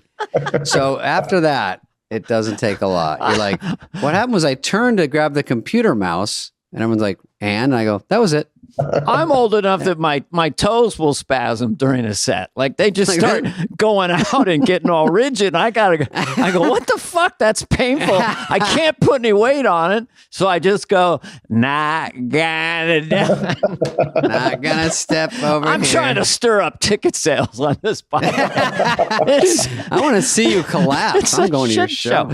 So did you have to ice it, rest it, massage it? It was okay. Yeah, right? I had to mention it to the crowd because it definitely hampered my movement. I had sciatica for 2 years, and it really, really screwed with my. Ooh, that's wicked shit. I don't know if you guys have dealt with that. Does that go down your back, your leg, or something? Yeah, it goes the side of your leg into your calf. Some people get it into their ankle and foot, but fuck that. Debilitating. I couldn't move. I it's hard to be funny when you're in like a lot of pain. So I had to really. Work through that, and it's gone now. I did Pilates to correct that. I tried everything. No epidural shots. I was doing cupping, massage, whatever that was out there. I was doing, and then I fell upon this Legree Pilates, and all of a sudden, 2 months in, wow, my wife had it. Same thing. Pilates, all that kind of stuff. Could I ask you what's special? When you were in massive pain, did you record? Just what was the name of that special when you were in pain? That was the last one. Is it me in the tuxedo? Really? I'm kidding. You probably decided not to record. What is your last one called? Is it me? Yeah. Or I thought it ain't right. No? It ain't right is the tour. The tour. Yeah. And then is it me? Yeah. Is it me? And how would you the next one is called, Sebastian? What time is it? What time is it? I'm running out of special names. Sebastian, like you have one called Give It a Rest. Give it a rest. Mine's called Beep Bop Boop. I mean, they go, is this a real one? I'm like, I don't know. He had a special that pencil it in. What he had a special. He named it. The name was so nondescript that for 2 years in this podcast, neither of us could remember the name of his current special. What was the name of it? They're always like either 2 words or just something kind of cutesy. But question: aren't you embarrassed? What's wrong with people? Yeah. Get your facts straight. Oh yeah. I got sciatica. It's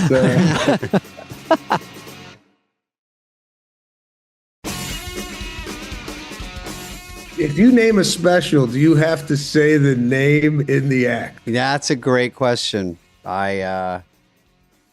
You know, people go, I'll watch your special and give you a name. I'm like, you won't, because there's not some running theme of like, I was abused by my father the whole special. They're like, oh, I got one. You're like, no, it's just all goofy, dumb jokes, and it makes no sense. So I'm going to have it a special name. Like when I heard Rock named his tambourine, and I didn't get it at all, but I just liked that it was different. And spelled different than. And then he said, when you're married, sometimes you're the lead, sometimes you play the tambourine and let them shine. And I was like, oh, okay, so it has some thought to it, you know. So I like that. But I liked it anyway because it was just weird. And it's always fun to think of a name and then no one really cares. I had one good one and one terrible one. The good one was the 90s. I called it Critics' Choice with 4 stars. And I never talked about it on cable TV. It would come up on Comedy Central. Dana Carvey, Critics' Choice, 4 stars. My sister would call me and says, you got Critics' Choice again. Then in 2016, I had an Irish nephew from Dublin at Stella Adler in Hollywood. And it was right when wokeness was coming in. And they said this and this and this, but straight white males need not apply for some class. So he goes, man, you should name it that. You know, so I named it straight white male 60. I don't know why, because some people said, that's going to catch you. I would click on that, you know. And then I'm on the great late Norm Macdonald's podcast and goes, so I sounded special. I mean, what was that title about? And it kind of has nothing to do with straight white male, right? And I go, no, Nothing. There's no bit in there about it. It's completely just slapped I like on. that you confused Norm with that one. I He's did. I know. What does it mean? What does it mean? Where's the bit about that? You know, I didn't understand. So I love Norm, of course. Throws that in. I just threw that in case people don't understand that. So we make fun of Norm all the time. We love Norm. I mean, I love to do him because I'm visiting with him. But so the bookie is what your PRP? Is that why you're on right now? besides, he's on because he likes. He's us. a big fan. No, it's. I watched one of the first episode today. It's very cool. I mean, you had Ray Romano on it, you know, and you were in that movie with him somewhere in Queens. Yeah. So that's coming out in December, our second season. I mean, the whole acting thing for me has been a struggle to kind of wrap my head around, coming off, you know, stand-up comedy and getting that immediate, you know, gratification on stage.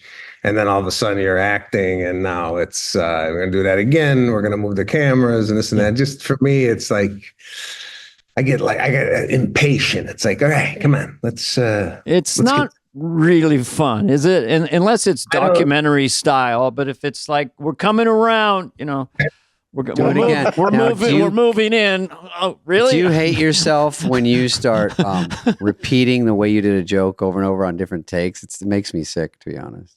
Oh, I keep doing it, and they go, "Do it again." I'm like, it's not funny, and they go, "Now do it again. This is the one we're probably going to use." I'm like, now it's 48 takes in. I've been giving it my all. Hiya, hey. And then I got to do it again. And the people across me are like, oh, so all that was all planned, that little throwaway ad lib. I'm like, yes, you get it now. Sorry. But in your act, you do it once and you keep moving. Everyone's like, oh, hey. They do the master shot at 8 a.m., right, David? They do the master shot, then a second, a third master shot. By the time you get to the money shot on you, it's like 8-9 hours later. You've actually said the words over 200 times. It doesn't even sound like English at that point. Then the reviews, the comedian, the impressionist struggles with his acting skills. No, fucking do Larry David with me. Just shoot everything every second. One time, to just bring it back to us, and Sebastian, we were on when we did Tommy Boy. Brian Dennehy came in to play Farley's dad, and we all love him from fucking First Blood or whatever. And so we were all excited. So we didn't realize, because it was our first big movie or any movie, that we were Pete, the director, who's a great guy, we love him, but to make sure, because we were new, I think Paramount told him, just make sure you get it. So we're doing 15 masters, you know, forget about the over the shoulder, and then a 2 shot, and then a over the wide shot, and then a loose 2 close up. So we're doing, that's what we're taking all day. And then Brian Dennehy, after 3 takes of the master, goes, they go, all right, going again. He goes, what the fuck? What are we doing? What are we doing here? We got it. Go. Move on. I love it. We just did 3. How many? We're going to be on this at a second at the beginning and a second at the end of the scene. What are we doing? And I was like, are you allowed to say this? What's going on? and because, you know, Farley gives it 1,010%. I give it about 64. And so he's just so burned out and drinking coffee. And we're like, we haven't even pushed in for the stuff we're going to use. So he was sort of trying to protect us a little bit in a very loud voice. I had Robert Losha do that on a movie. Oh, that's another exact He goes up to type. the director, gets in his face. You're wearing out the actors. You're wearing them the fuck out. And the director's like shriveling down. I did Roadhouse. Yeah. I played a piano with Tom Hanks, you fuckface. We shot Roadhouse in a day and a half. That's Patrick Swayze. Was Robert Losha in Roadhouse? I think he was the bad guy. Was he? Lived across the lake. Anyway, back to Sebastian. Sebastian. Bookie. The Bookie on Max comes out December what? 12th. Oh, the second season. I'm sorry. 92% on Rotten Tomatoes. Good Whoops, job. Excuse me. I've never gotten that much combined. Farewell, 88%. Farewell, 72. No, that's a very loving amount to get. I have a movie on there that's 0.5%, I think. I'm not I have kidding. a movie that I'm not kidding. This one's, they go, it's good. Your movie's almost fresh on Rotten Tomatoes. I go, am I buying something that's almost fresh? I mean, I think there's a better fresh term. means it sucks. If that means you're in the 40s. I think they tricked me. I go, they go, that's good. I'm like, is it good for me or is it good? Is it good for society? Yeah, Jesus. All right. Well, Sebastian, thank you, bud. What else can we ask? I appreciate he's a good guy. I will see you at the store. He's a brilliant stand-up. I think you're an excellent actor, by the way. I like watching you act. Thank you. And you wrote a book. I don't know what you haven't done, but just keep on keeping on. If we run into each other somewhere, sometime, what would you want me to say to you? If a backstage at the Comedy Store, what would you like me to say? Hey, Sebastian. We'll just pick it up right before we left off right here. We just just go into the next question and start about the bookie and then just go from there. Are you going to run and tell your wife and kids, they said I was really physical and musical? Yeah, no, that's going to be at the dinner table tonight. Do you know what they said about Daddy? You know what they said? And you're picking them up, holding them.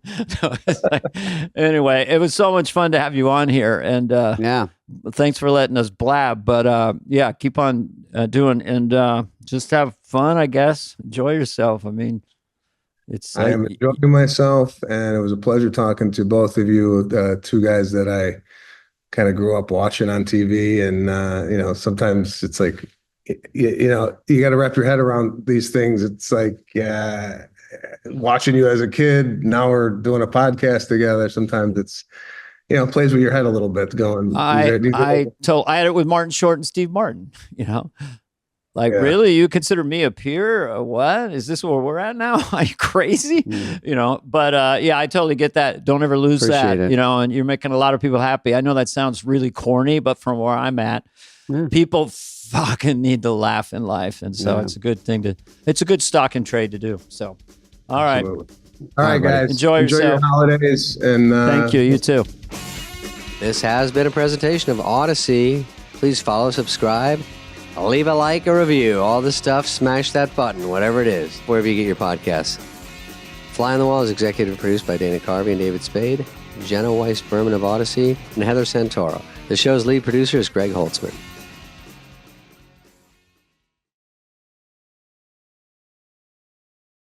Jason Reitman, Dana. Jason Reitman, who is I would say a friend of mine and smart guy, a director, writer, just did this SNL movie, which sort of fell in our lap because it's right up our alley. What do you mean by that? I don't understand. Well, you used to be on SNL and 1947. No, it was. So we got a advanced copy of the movie, so we could watch it at home because we were running around. And it was very, very interesting having been in 8H for 7 years. And they made a set that looked like, I thought they were filming in 8H. Yeah, me too. It was so accurate. Yeah, he did a great job with that. Staircases, the actually hallway, the page desk, that whole. And then when we went back to the show, or I did recently, I just saw that again. I was like, God, it was exactly right. He's done some great stuff. That movie is very interesting, worth the watch. And then he's done Ghostbusters, Juno, which was a smash, Up in the Air with George Clooney, I think maybe Anna Kendrick. And so he's just high quality. I worked on something with him once, or at least we talked about something, and love to get involved with this guy. He's just a smart, good guy to hitch your wagon to. And it was interesting because of all his resume and all the stuff he's done. He's very successful, but just never lost his fascination for this live, wacky, crazy idea of a TV show that Lorne Michaels invented, basically. Going on live at 11:30, under rehearsed, under everything. Like Lorne's famous quote, "The show does not go on because it's ready; it's because it's 11:30." So Jason has a fascination with it, and he tried to capture the spirit of that first show, the crazy, chaotic spirit. And so we talk all about that. We break it down, David. We break it into little microscopic pieces. So here he is, Jason Reitman.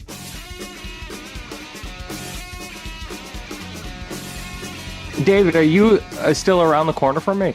No, I actually moved from that mansion to another one. Oh, okay. Oh, okay. No, you live in the nice area, and I've hit the skids. I was going to email you about this. Oh, I'm sorry. Yeah, I moved about a mile away. It's not great. Okay. It's not like, well, okay. You should crowdsource something. I think I think people would spend money on seeing you in a nice place. See, Dana doesn't care. It's David's world. We just live in it. I'll just say it. Mhm. I know it's a hackney cliche. So how are you today, Yeah. Jason?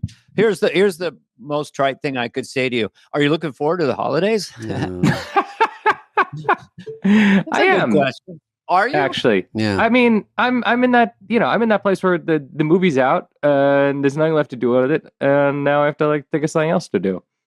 Okay, the good news is I saw it last night. I was mesmerized by it, and I thought, oh, thank God, I love it. By the way, this is the scariest fucking podcast I could go on because Yeah. I haven't done anything yet with two SNLers. I'm on with two legends, two real deal who know the fucking show. So I'm not trying to shine you on. I'm genuinely intimidated by this. Oh, no, I've never seen a movie like this where I was so, it was so familiar, and I got goosebumps at times. I got emotional at times. So I was realizing that David and I are in a different lane where we're experientially, it's so familiar, it's different, but you really captured it though. The chaos of it, it still is just chaotic as fuck. So here's the common thing that I keep on hearing back from anyone who worked at SNL. I mean, crew cast, anything.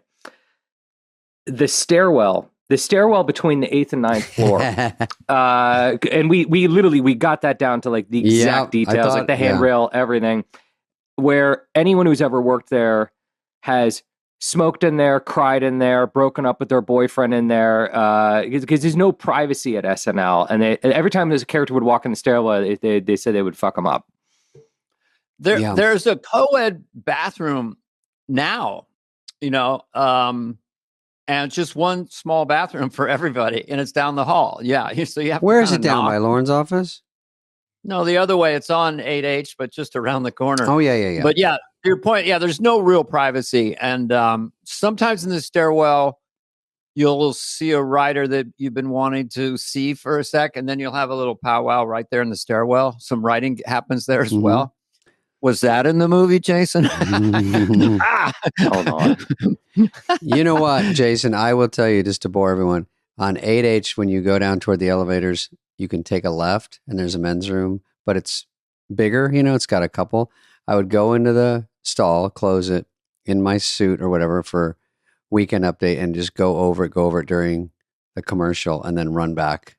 Because I had to get one minute of silence because everyone's grabbing you and there's noise and there's music and there's crowds and there's other casts. So you go, I just have to focus. So you don't want to get out there and look at the cards and go, oh my God, I don't know this as well as I thought I did or something, Same thing with sketches. So you go over there and cram and then come out and go, okay, more distractions. But they By the way, I do the same thing while I'm directing. You need a second. Because if you're a director, everyone is reaching out to you at any given moment, and everyone has a question. They're looking at you, and they're always trying to measure whether this is a time to ask you a question, and they can't do that when you're in the bathroom. So I use my few bathroom breaks during the day as the moment to I pull out the sides, and I go, what the hell am I making here? And you forget to go to the bathroom because I go, wait, why did I come in here? I just came in to study. I was like, oh yeah.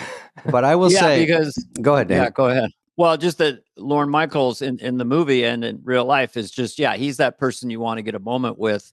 And so when Kamala Harris was on the soundstage, which was such an intense thing with all the Secret Service and all the energy around that moment a couple of weeks ago,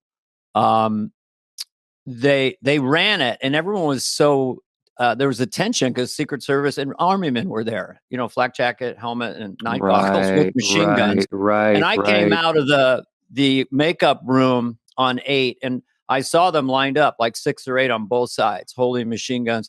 And I said, "Can I go?" "Yeah, you can go." And I'm in the Biden outfit, and I literally saluted them as the president. Not as a joke. It was just like kind of nervous energy. But we just thought, a cast member, I thought, well, we should kind of laugh a little bit while they rehearse this because everyone was dead quiet because it got laughs, And I said to him, I don't know if we should ask Lorne. I'm going to ask him. But Lorne was so deep into the whole thing. He didn't want to hear any notes at that moment. Right. Because he had a lot of stuff to think about. That was an intense night. So I think you did a really good job capturing Lorne's obsession with the show, basically. Especially then. Yeah. But still now. and not knowing what it was, and not, I thought, you could have, I had no idea what to expect. And there's not a lot of just like set shot. It really moves, which is an understatement. There's tons of throwaway lines, and there's laughs all the way through, but they're so run over. You got to pay attention. And it's just all movement. There's no like real static, not that many static shots. I did love Willem Dafoe and Lauren in an elevator. Just a side two shot. I like that sometimes when directors don't not waste time, but go in for like this shot. This is just so typical, over, close up, back and forth. I like things playing like you have to just pay attention, because you're like really watching people talk, and you can understand it. You don't need to be close up of them. So that I liked, and I liked just seeing every cast member played and who's playing him, and sort of forgetting it and just thinking it's the real Chevy, it's the real everybody. Very cool though. Very cool. Thanks. I didn't know 90% of that. That first show, it all takes place, if people don't know, what is it, the hour and a half before the show. How obsessed were you both with SNL before you auditioned? Finally, a question for us. Thank you. When I look on it now, like I met Lauren in 86. So he'd done 5 years. He had his sabbatical and came back. But it still seemed like it was 100 years in my mind because of my college years watching the original Saturday Night Live. And so it was still like this monumental thing to actually try to get on. And I auditioned a couple times. I auditioned once at the Comedy Store, a cattle call with comedians doing 5 minutes with no MC. And I followed Sam Kinison. No way. At midnight in Keniston Prime. I died 1,000 deaths. Wasn't that special? Well, I was going to show you as a director, you must, it's difficult, but you landed it. You're doing actors or comic actors, improvising, throwaway, doing comedy for film. There's that to try to get it integrated so it feels really poppy. But there was some ones that I really noticed that just like felt real, felt spontaneous. That was all just you yelling at them, or just one camera. Or... I'll tell you how we made it, and how we even got into this in the first place. I grew up obsessed with SNL, and I also grew up around some of those actors because my dad was obviously directing some of them.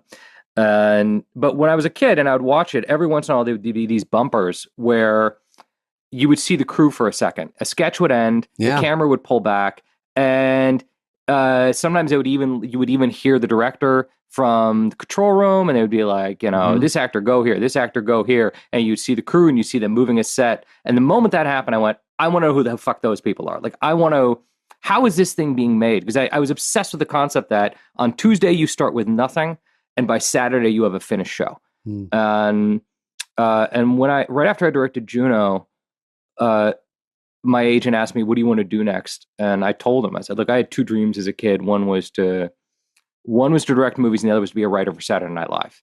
And I said, you ask Lauren if there's any chance he'd let me come and write, even for like a week. And Lauren was really kind, and he said, yeah, you can come to space camp. And so I went, I spent 1 week there, and it was one of the greatest weeks of my life. And I think it was coming off of that, I thought, all right, I want to make a movie. It's not as much like a celebration of the comedy, but like a celebration of how this show is actually made, and the fact that it came so close to not ever existing. Yeah. Yes, it is. I'm doing it now, just sort of as a guest, I suppose, doing Biden and stuff. And yeah, you can't prepare for it. I'm going to do a lot of stand up or whatever. You can't really prepare for it because it's changing every second. They throw you out there. You're kind of like, there's the cards. You're trying to be loose, trying not to push, trying to land it. So it's intense. It's just still really intense. Well, that's actually, I was really curious because when I've been watching you do this recently, I wonder if you feel like you're falling back into how comfortable you were back in the day. Does it feel like day one for you, or does it even feel further out of reach because it's something you used to feel comfortable doing, and now you have to jump right in with a new cast, new set of writers? That's a good question. I'm actually podcasting on my side. I'm on your podcast, no, but that if to me, it's always solving the puzzle in the moment. If it's my character, like what is the musicality or rhythms I have to hit? What are the chops? And the first time I went out there, it felt familiar, but it still was right as you're they're going to push you out. You're going to enter a scene. There still is, okay, I'm not on camera to 10 million people. I'll be on it in a second. Right. I've got this little moment. Don't push, have fun. So I fell into it pretty quickly, but I still have, I'm not completely where I was when I stepped off in 93.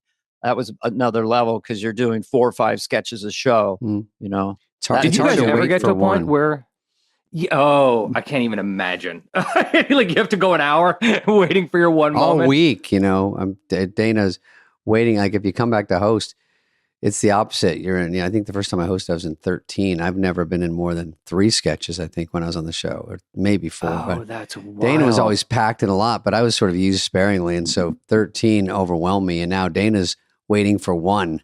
So all week, and it's maybe 1 paragraph. You go, Jesus, I got to nail. There's no second take. If that show, I always say, if it had second takes, it would be so much better. Because if you could just pick from one, because sometimes you walk into a sketch and you're like on a scene in a movie, sometimes you go, you know what, can I come in again? You know, I'm not in the right space. I came in a little early. And on those, you just go in and go, oh, fuck, it's not going right. And this is the one. Let me ask you. So would you rather kill at rehearsal, kill at dress, and know, oh my God, somehow I have to replicate how well that worked. I don't know exactly why the magic happened. Or would you rather hit it at like 70% at dress and go, oh, I know exactly how to take it to 100 now? Definitely the second one, 70%. It's a horrible feeling when it goes just perfect at dress. Because you're like, this is never going to be that good again. It's more than horrible. It's sickening. Also, you want to be good enough at dress to where you get on the show, because you don't want to save too much, because then it gets cut and you're like, oh, fuck, I really laid down on that. But some of these sketches, we're going to get on. There's some that just kill, but you're like, oh my God, I just hope it does table read kill, rehearsal with the crew, and then dress, and then air. And it's hard to keep it going every single one and have it work. And, for me, it's like I try to tell myself it's not literal. The cue cards are just suggestions, because when you get out there and you have this part you have to do, you can kind of just sort of rush just slightly and not really connect with the audience. It's sort of a ballsy move to take a moment or extenuate a beat just a little bit, because that keeps it alive and the audience senses it when you're having fun and surprising yourself. Do you get to have fun now when you're doing it, Dana? Because I have to imagine first time around when you're a cast member and you have no idea what this guy is. Like, you don't know yet that you're going to have success in films. You don't know yet all the other things are going to happen, that you're going to be like an all-timer. So that's always going in the back of your head of like, oh, like, is this going to work or not? I'm wondering for both of you, like, to go back now, does it feel like I am who I am now? I can go out and have fun. Or is it just as high pressure? I need to get a win. I need to crush it. I would say it's both. It's a little bit, I'm playing with house money. I understand that. In the beginning, I didn't know I was with Phil Hartman, or the Jan Hook. So we didn't know where it was going. By 93, it was feeling pretty good. But now it's still the thing. If I'm doing Biden, I'm trying to get the language and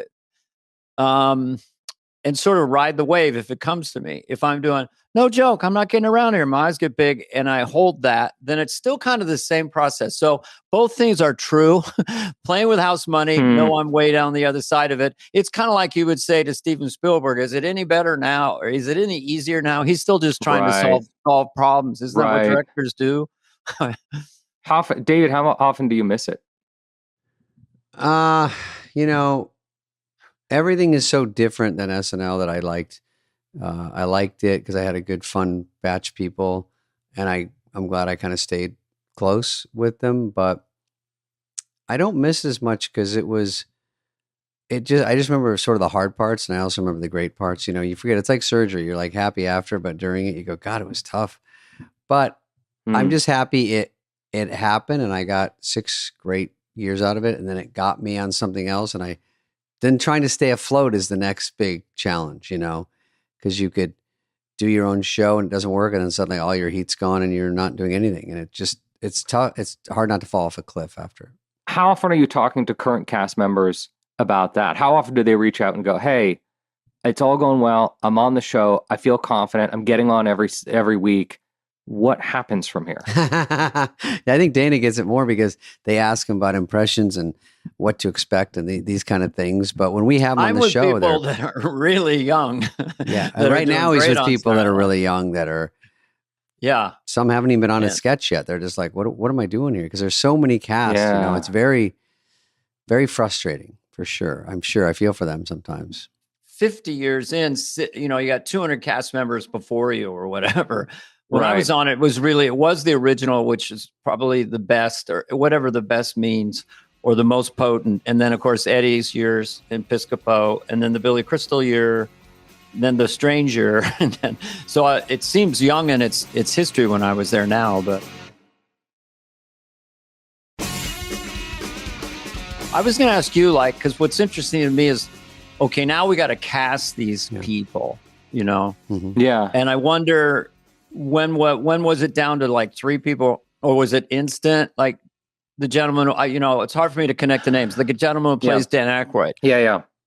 Landed so well. They all did really. Yeah. I mean, I was laughing. Oh, that's Billy Crystal. Yeah, that's I was laughing the whole time. Well, you know, so I mean, look, a few things are happening. I mean, one, I'm approaching this as a movie, and I'm thinking about this as this is a movie specifically about the 90 minutes leading up to the first episode. So the movie, like a concept from the original concept, which is always the movie starts at 10 p.m. with Lorne Michaels out on 50th Street looking for Andy Kaufman. The movie's going to end.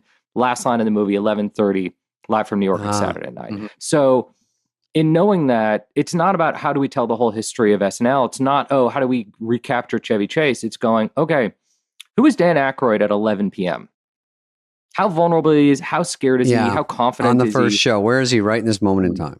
Right before the world changes. There's a moment where SNL doesn't exist, and then there's a moment where it does exist. It's like it's a shuttle launch. It's like it's the first walk on the moon. Where is everyone's heart at? Where is Lorne Michaels when he's actually vulnerable for maybe the last time before he becomes as confident as he is? And what is this strange group of people, some that worked, some that didn't? I mean, geniuses like Jim Henson that have, like, you know, it's not going to click, it's not going to work, are in the same room as people who are literally just, like I always said, this is a shuttle launch. Like, that's what we're watching. So with Dan Aykroyd, it becomes a question of, you know, not can you do Bassomatic, but rather, can you capture his energy and his verbosity and his intelligence and his vulnerability? And Dylan O'Brien, who, you know, Dylan O'Brien's like a heartthrob. Dylan O'Brien was, you know, in like Maze Runner and Teen Wolf, and like, you know, I don't think people think of him as a comedian, but understood that Aykroyd's on the spectrum and understood how Aykroyd spoke, and and also understood Aykroyd's sex appeal, which I think no one else did. No other actor came in and understood that, like, Aykroyd could get it. Like, women loved him, and like that's an important part of who he was. And so tall, good looking, and charming, and funny, and talented, and so smart, and kind of willing to play both ends of the spectrum of comedy, of being like uber confident but also weird. We interviewed every living person who was in the building October 11th, 1975. So and not only the cast, not only the writers, but costumers, production design, members of Billy Preston's band. We interviewed Howard Shore, we interviewed Paul Schaefer. Like, there was NBC pages we literally got a hold of who could just give us a taste of, like, what was it like? How were people acting? How confident or unconfident were people? And that's what leads to the casting. Not, can you nail the Chevy Chase fall, or can you nail Gilda Radner doing Rosanna Dennett? You know, like, or you hear a random story that actually did happen, and no one knows about it. Just some page tells you, I don't know if you know this, but over by the elevators, then you're like, oh, we should put that in. It's great texture. It's just something that did happen. It's weird. And then because you're moving the camera through this whole, there's always, you know, everyone has to be good because, you know, you got to know when the camera's hitting you for the movie, not the show. But, you know, when you're going through the hallways and you go into makeup, then you pan in, you're going to the host dressing room, then George Carlin walks past and you're like trying to catch people going, oh my God, this is sort of the chaos of it all. It's hard to be... well, the idea was to drop you in it. Like, we wanted the audience to feel not like they were being presented a movie, but rather, I It just just remember start. the first time I was there, it just felt like, holy shit, I'm here and everyone's moving past me. And it's Mhm. people I recognize, people I don't recognize. And being at SNL, no one sits down. Like you're not allowed to sit down. It's just constant movement. And that's what I wanted the audience to feel is like layers of action. And so we tried to give 30 different characters actual arcs, but sometimes they're the foreground, sometimes the background, but literally every actor works every single day. There's no trailers. You're just there. And we rebuilt the entirety of 8H, 8th floor, 9th floor. It's all 1/360 It looked set. great. Looked exactly. Thank you. I thought it was. Great. I thought it was real. I'm like, oh, they must have built this, but there's so much shit they'd have to put in here, like those makeup rooms and the wardrobe and everything, and all the things in the walls. And I'm just like, God damn, because it was like in real time. One time you moved, and I go, they're on that side. Okay. Oh, they're coming by where we used to put catering along the wall. Oh, they're coming back. So it was real in that respect. Like it didn't even matter, I guess, but it does. That if someone knew it, they go, because I would see like Herb Sargent was still there with us. He lays out. Oh, I didn't realize that Herb was there when you guys were there. Yeah. We took his office. Was update writer. He's in charge of update. Yeah. And he was like, kind of grousey, but after about a year, he moved out of that office, and me and Farley moved in. Oh yeah, and then Sandler and Rock took the back part. It's like a small 2 little offices with the door between them, but you have to go through ours. So that was 4 of us crammed, where he had all these papers and shit, just doing update and newspapers. But I saw him. I think I told Dana before this. I saw Audrey Pert Dickman. I was working with, because she was there with me, and she was there with no kidding. Yeah, right. And I was like, oh my God, was she there from the beginning? Because you could see. Was Joe Dixo in that? Was Bobby Van Joe Rye? Dixo is day one. In fact, is great. Aykroyd. So we were finishing up this last Ghostbusters movie that I produced with Aykroyd, and I showed him the model of the whole set. And I interviewed Aykroyd a bunch of times. And finally I was like, hey, can you give me an impersonation of Joe Dixo for the actor who's going to play him? And Aykroyd just jumps right in that 2 minutes, and he just starts doing the whole thing. And then I was like, what about Davey? How about Davey Wilson? Can you give me Davey Wilson? Davey Wilson. And he starts doing like Davey Wilson, and like, this isn't gonna work. What do you want to put? What? Where? Yeah. You want to use? I don't know. Yeah. How about that? Between dress and air meeting, Davey Wilson's got his script out right next to Lauren's desk.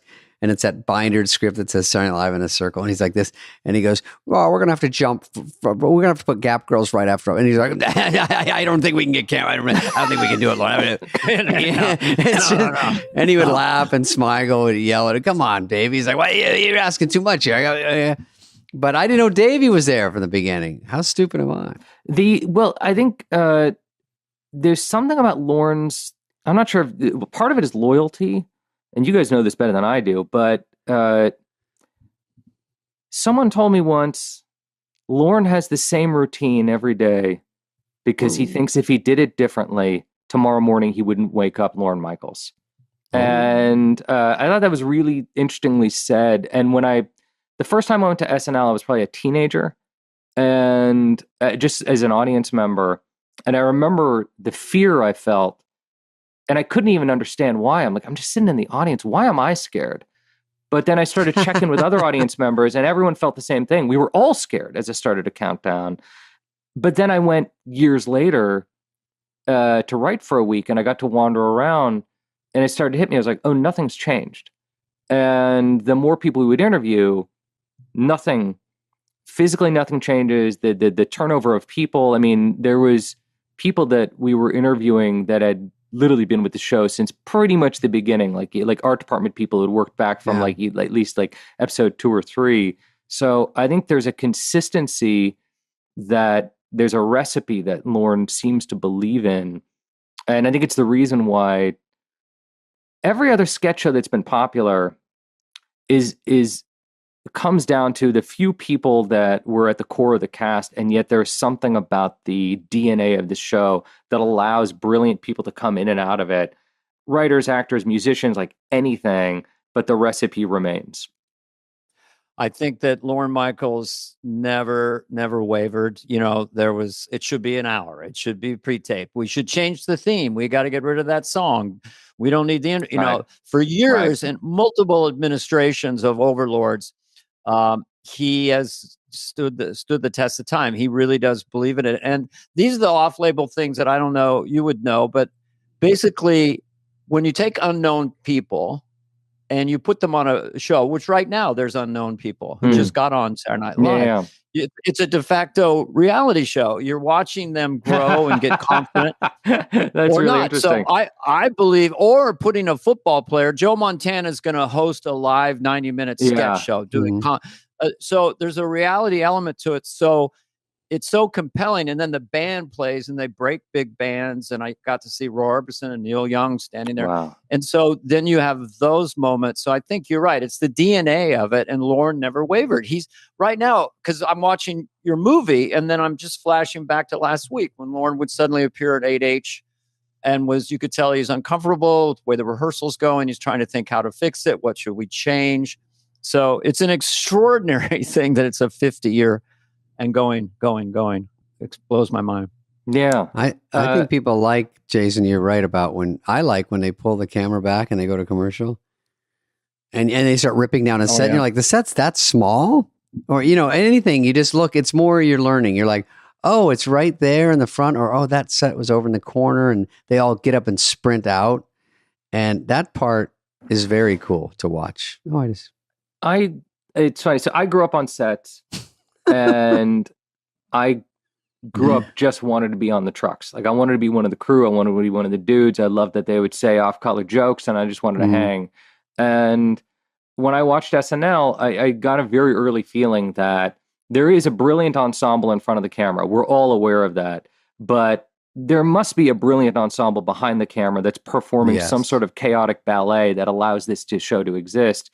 And when I got to see it in person, I couldn't fathom how you write all night Tuesday, you do the table read Wednesday, and then in the middle of the night on Wednesday, there's already someone painting a wall, hemming a dress, creating a wig, and then it goes right up to the last second. And it's the most thrilling thing I've ever been present for. And that's what I wanted. I wanted an audience to experience, because it's very easy for people at home to go I'm going to turn it on at 11:30 and see what they do. And then after be like, they did a good job, they did a bad job, or whatever. And it is an extraordinary piece of choreography in front and behind the camera to pull off that show. And they are constantly bending the boundaries of what can be done on live television. And that started literally with the first episode. And I think there are two things you captured really well. One is to your point about the crew. By the time the read through, you got some laughs there. And maybe you're not blocking Thursday, but you're blocking Friday. And you're just kind of going by the crew. And the crew is often just casually kind of right. Yeah, they're America. You're running the lines and there's silence or that's there's amazing. 5 or 10 Teamsters or just regular people laughing, and it gives you a little boost, And the other thing was watching the film. I want to give it away for the people who are going to watch it. You can't give it away because it's tactile. It's experiential. You actually can't give this movie away. I already told everyone what the last line of the movie is, and that's kind of the beauty of it.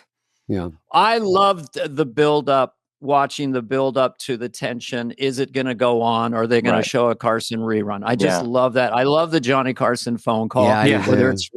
Whether it's real or not, I don't know. But at the last second, they're either going to go to Carson or go to what now has gone for 50 years. So you built that so beautifully. I was right in the moment, even though I knew what the answer was going to be. I was like, God damn, are they going to put Carson on?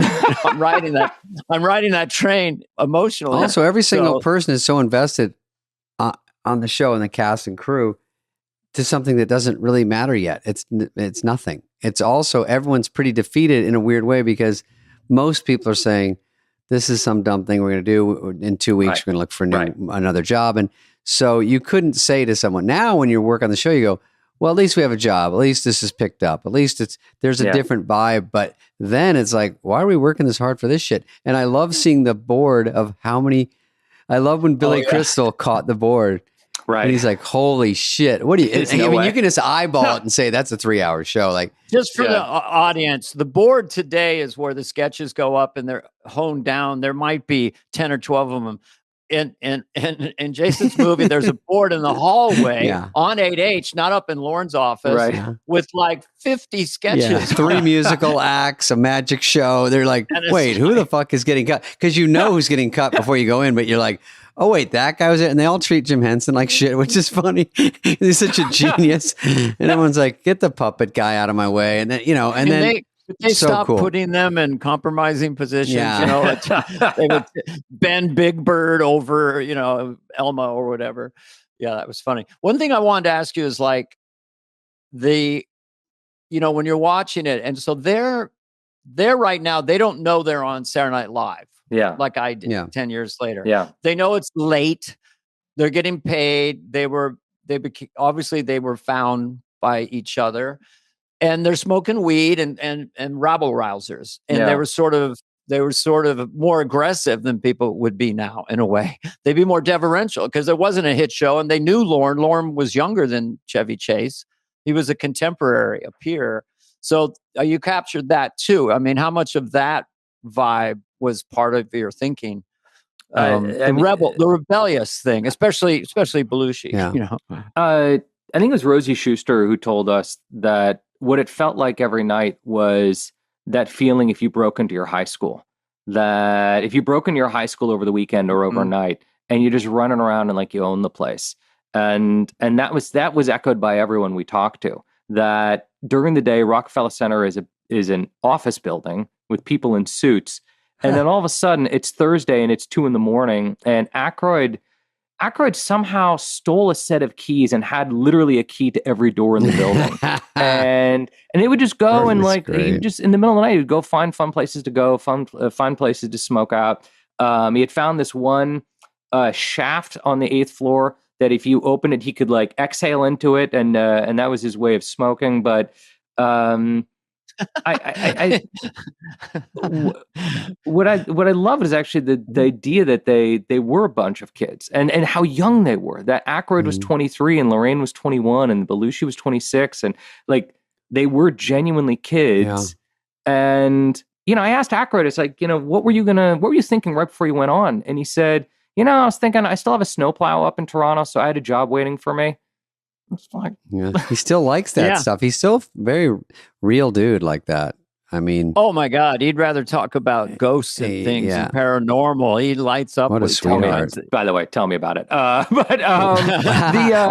When those guys come by the show, Jason, when I was there, he'd come by like I interviewed Aykroyd for Spin magazine or something. They wanted to do like a collab, but first of all, couldn't be more generous and sweetheart. He's Canadian, but it's such a legendary thing when you're on the show and someone that used to be on that you'd watch comes through the hallways, and he comes in the office. Oh yeah, this is old Herb Sargent. Don't be in a hurry to leave the show. All right, sir. Fair enough, sir. Right, yeah, he has an extraordinary memory, and everything's right on tap for him. And that was an interesting thing between people, because some people didn't remember anything, or they clearly would, had made up 50% fabricated their history. Yeah. Aykroyd has an exceptional memory and will hold to it. Oh yeah. But it's weird now because now we've shown the movie to them. Like all these folks like that we interviewed have now watched the movie and watched themselves be like So portrayed. Like I nutty. sat in a screening with like Billy Crystal revisiting like the worst night of his life. Oh wow! Interesting. Wow! What was that like? Yeah, I'll what was just that ask like? that. I mean, it's what's interesting is so Billy obviously gets cut on opening night, and Billy Crystal has had about as successful a career as a human being can have. Sure. And he talks about that night like it happened yesterday. He gets It still deeply stings. emotional. It has to sting. Wow! Yeah, I mean, so we were looking for a script from opening night. We kept on asking everyone we interviewed, because there was like a sketch that got cut that we always wanted to read, and we just want to know what it looked like. Nobody had it, not Lauren, not anybody.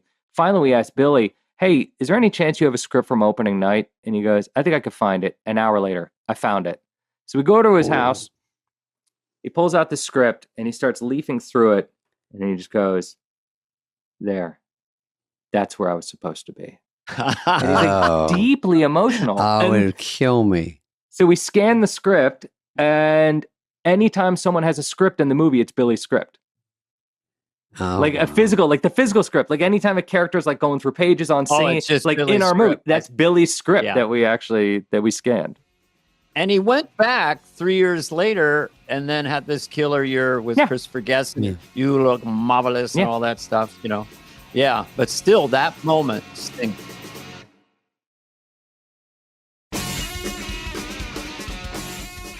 Did he ask to see the movie, or did you ask if you could show it to him?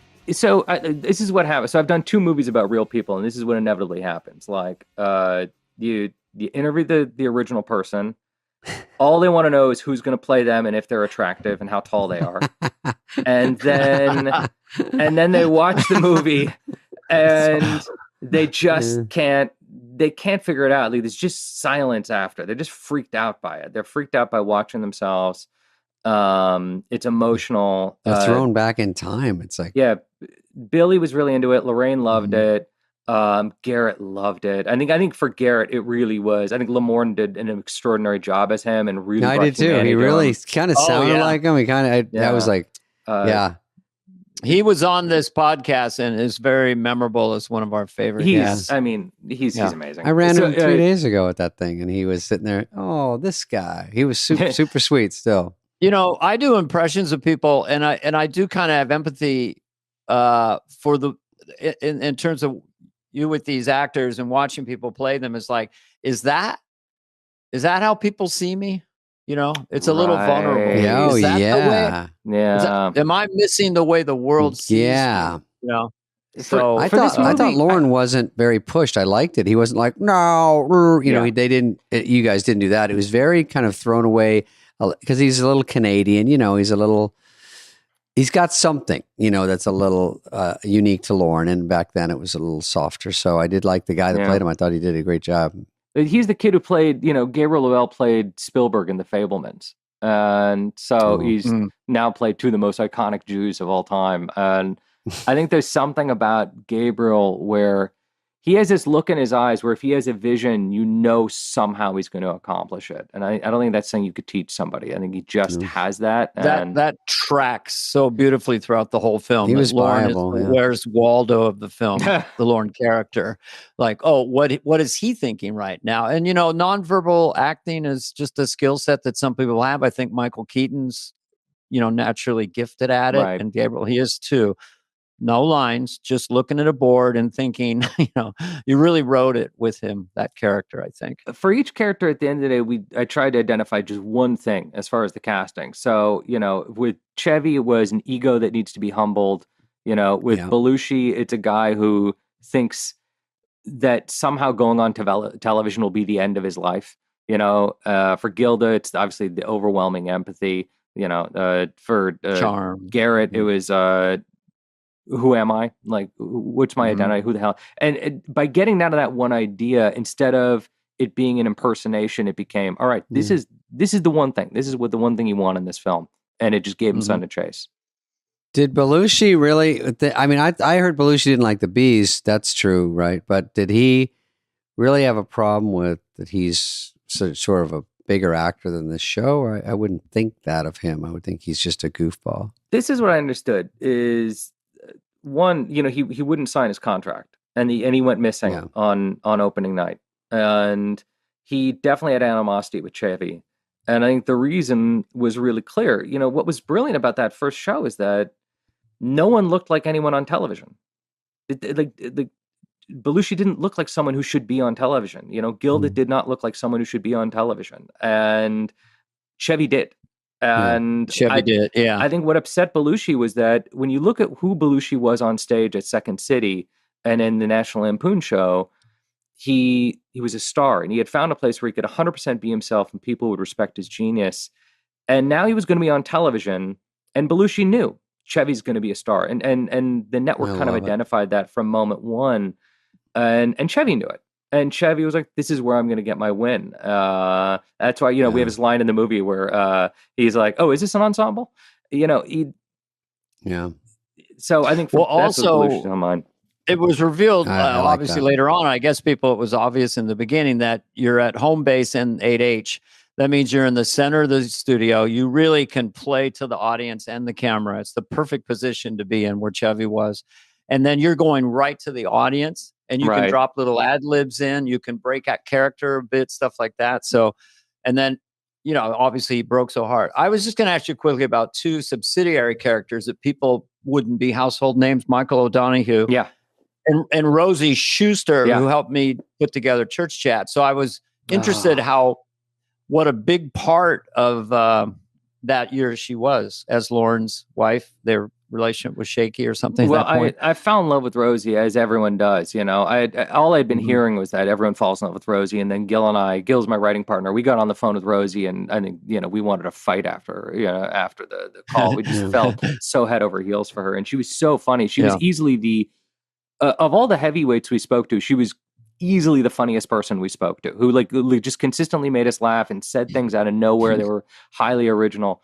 And what I think really interesting about her was that, look, this cast this group of writers and cast are challenging all these social mores and the way that they're doing television, the way they do comedy, but also for Lauren and Rosie, who their marriage is coming apart, they're seeing other people, they're still married to each other, they're working with each other, that they were taking this 1970s nuanced look at love, where it's like, she's fucking Danny, they're still married, but they respect the fact that they make each other better. And that's all that counts. Like, they make each other funnier, they make a better show together, they support each other, they understand each other. And who gives a shit? And Lauren didn't give a shit. And that was really clear in speaking to everybody. That was the hippies day or whatever, the new kind of looking at everything, basically, days, including comedy. And I think that's what's so cool about that moment is you have a young people who are going, we don't have to do it the same way that anyone else has done it before. And that's kind of what the movie is about. It's about the moment where one generation just rips television out of the hands of another, because they say, your time is done. That's why we have Milton Berle in the movie. Milton Berle is there representing an entire generation of old TV that this group goes, no, I'm sorry, we're done with you. Yeah. That was a brilliant, because I read it wasn't exactly true. J.K. Simmons as Milton Berle is magnificent. The character's hilarious. Well, Milton exposing himself is true.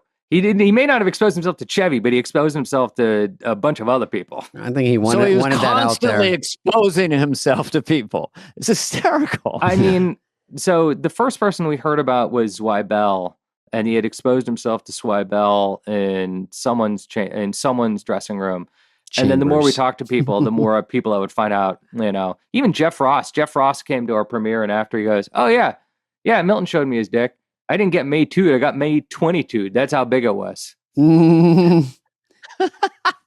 Well, I mean, to have him in there, and also I wasn't quite sure. I may have lost track of it. I love when Spade doesn't like a joke. He's like, "Oh no, I'm gonna let you know how much I don't like that joke." Me just now? No, I like that. The guys with the big dicks want to show everybody. That's so funny. My friend used to accidentally send his huge dick picture to girls and go, "Oh my God, sorry, not for you." And they're like, no, that's okay. Well, I just think of hydraulics. I mean, there was a prosthesis in your show, and it's like you're extrapolating where. How does that really get to a place of excitement? It seems like it's just too much weight. It's very funny. This is a very naturalistic movie. We shot on 16 millimeter. We tried to do everything old school. There's only 2 visual effects in the film, and one of them was retouching Milton's penis to make sure that the skin color and shine matched JK's skin. only in the movies. And as far as Rosie Schuster being there in 86 and being assigned to me, I had a church lady character for my stand-up to develop it. I didn't know she was his ex-wife, and I noticed that she would always call him dear in meetings. Yes, dear. I love that. Oh, dear. I know. That. Yeah, she called him She dear. was good in the movie. Oh, well, Rachel Sennett actress is great. She's off the charts. Yeah. I mean, I don't know of another actor who's had as strong a debut. When you think about her first 3 films, Shiva Baby, Bodies, Bodies, Bodies, and Bottoms. I mean, it just lights out good. And she's a killer. Yeah, she was charming. Yeah, she seemed just in the pocket, totally natural. And Michael O'Donoghue, who you brought up earlier, obviously is one of the reasons why the show was genius from day one. Is that, again, I think that's this other thing about Lauren, is his understanding that a show could hold the tone of Jim Henson and kind of the delight of like a comedian like Zweier Bell with the dark nastiness of O'Donoghue, and knew that somehow this is a show that's going to occupy enough space where all these voices can live together. And Tommy Doo is the guy who played O'Donoghue, and that's a really tricky role. I think that's one of those things where was great. From the outside, you don't see how hard it is to be able to say that kind of nasty shit and still be a likable character. And there's very few actors like Billy Bob was someone, Billy Bob Thornton was a guy who he could literally say anything and you still like the guy. And it's such a tricky thing to do. Yeah. Interesting. Yeah, we had heard. Well, Lorne is very clever about that. I don't really know how his brain works, but it's at a high level of really absorbing. The thing I say as I came back to the Young People, but Lorne's an AI who's downloaded the show. So it's so he can blink stuff. He can look at something and kind of go, well, if they're supposed to be older, we have to make them older, or whatever. There's the essence of things very quickly. We'll figure out what's wrong, what might be better. And you see him, I've been there many times when the show's a little flat, and I can tell he's a little wounded, but going to go on to the next one. And then when it goes well, he's just a little lighter, but it's an intense life to do what he's done, and is still doing it, and is going to keep doing it after the 50th. What newsflash? I was about to, you just dropped that like it was nothing. I'm curious with both of you, do you remember early moments where you understood why Lorne picked you?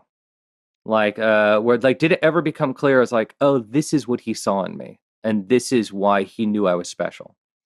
David, I'll let you go first. I wasn't a big character guy. I just did stand up, and I think he liked the way it was written, even though I wasn't even a headliner. And when I got there, I was a little over my head, more than a normal over your head, because I wasn't writing sketches for characters, and I wasn't doing crazy stuff, and that wasn't something that was on my even radar. That it was so high above me that from Arizona, I couldn't think, oh, one day I should be on SNL. It didn't even cross my mind. I was saying I should be like a manager at Bennigan's. That was like the ceiling. And so when you get at the highest place and you're the lowest level, it was hard. And I was always feeling about getting fired when obviously I was having some troubles, especially the first couple of years. But when we had Lorne on, he goes, and by the way, David, you were never in danger of getting fired.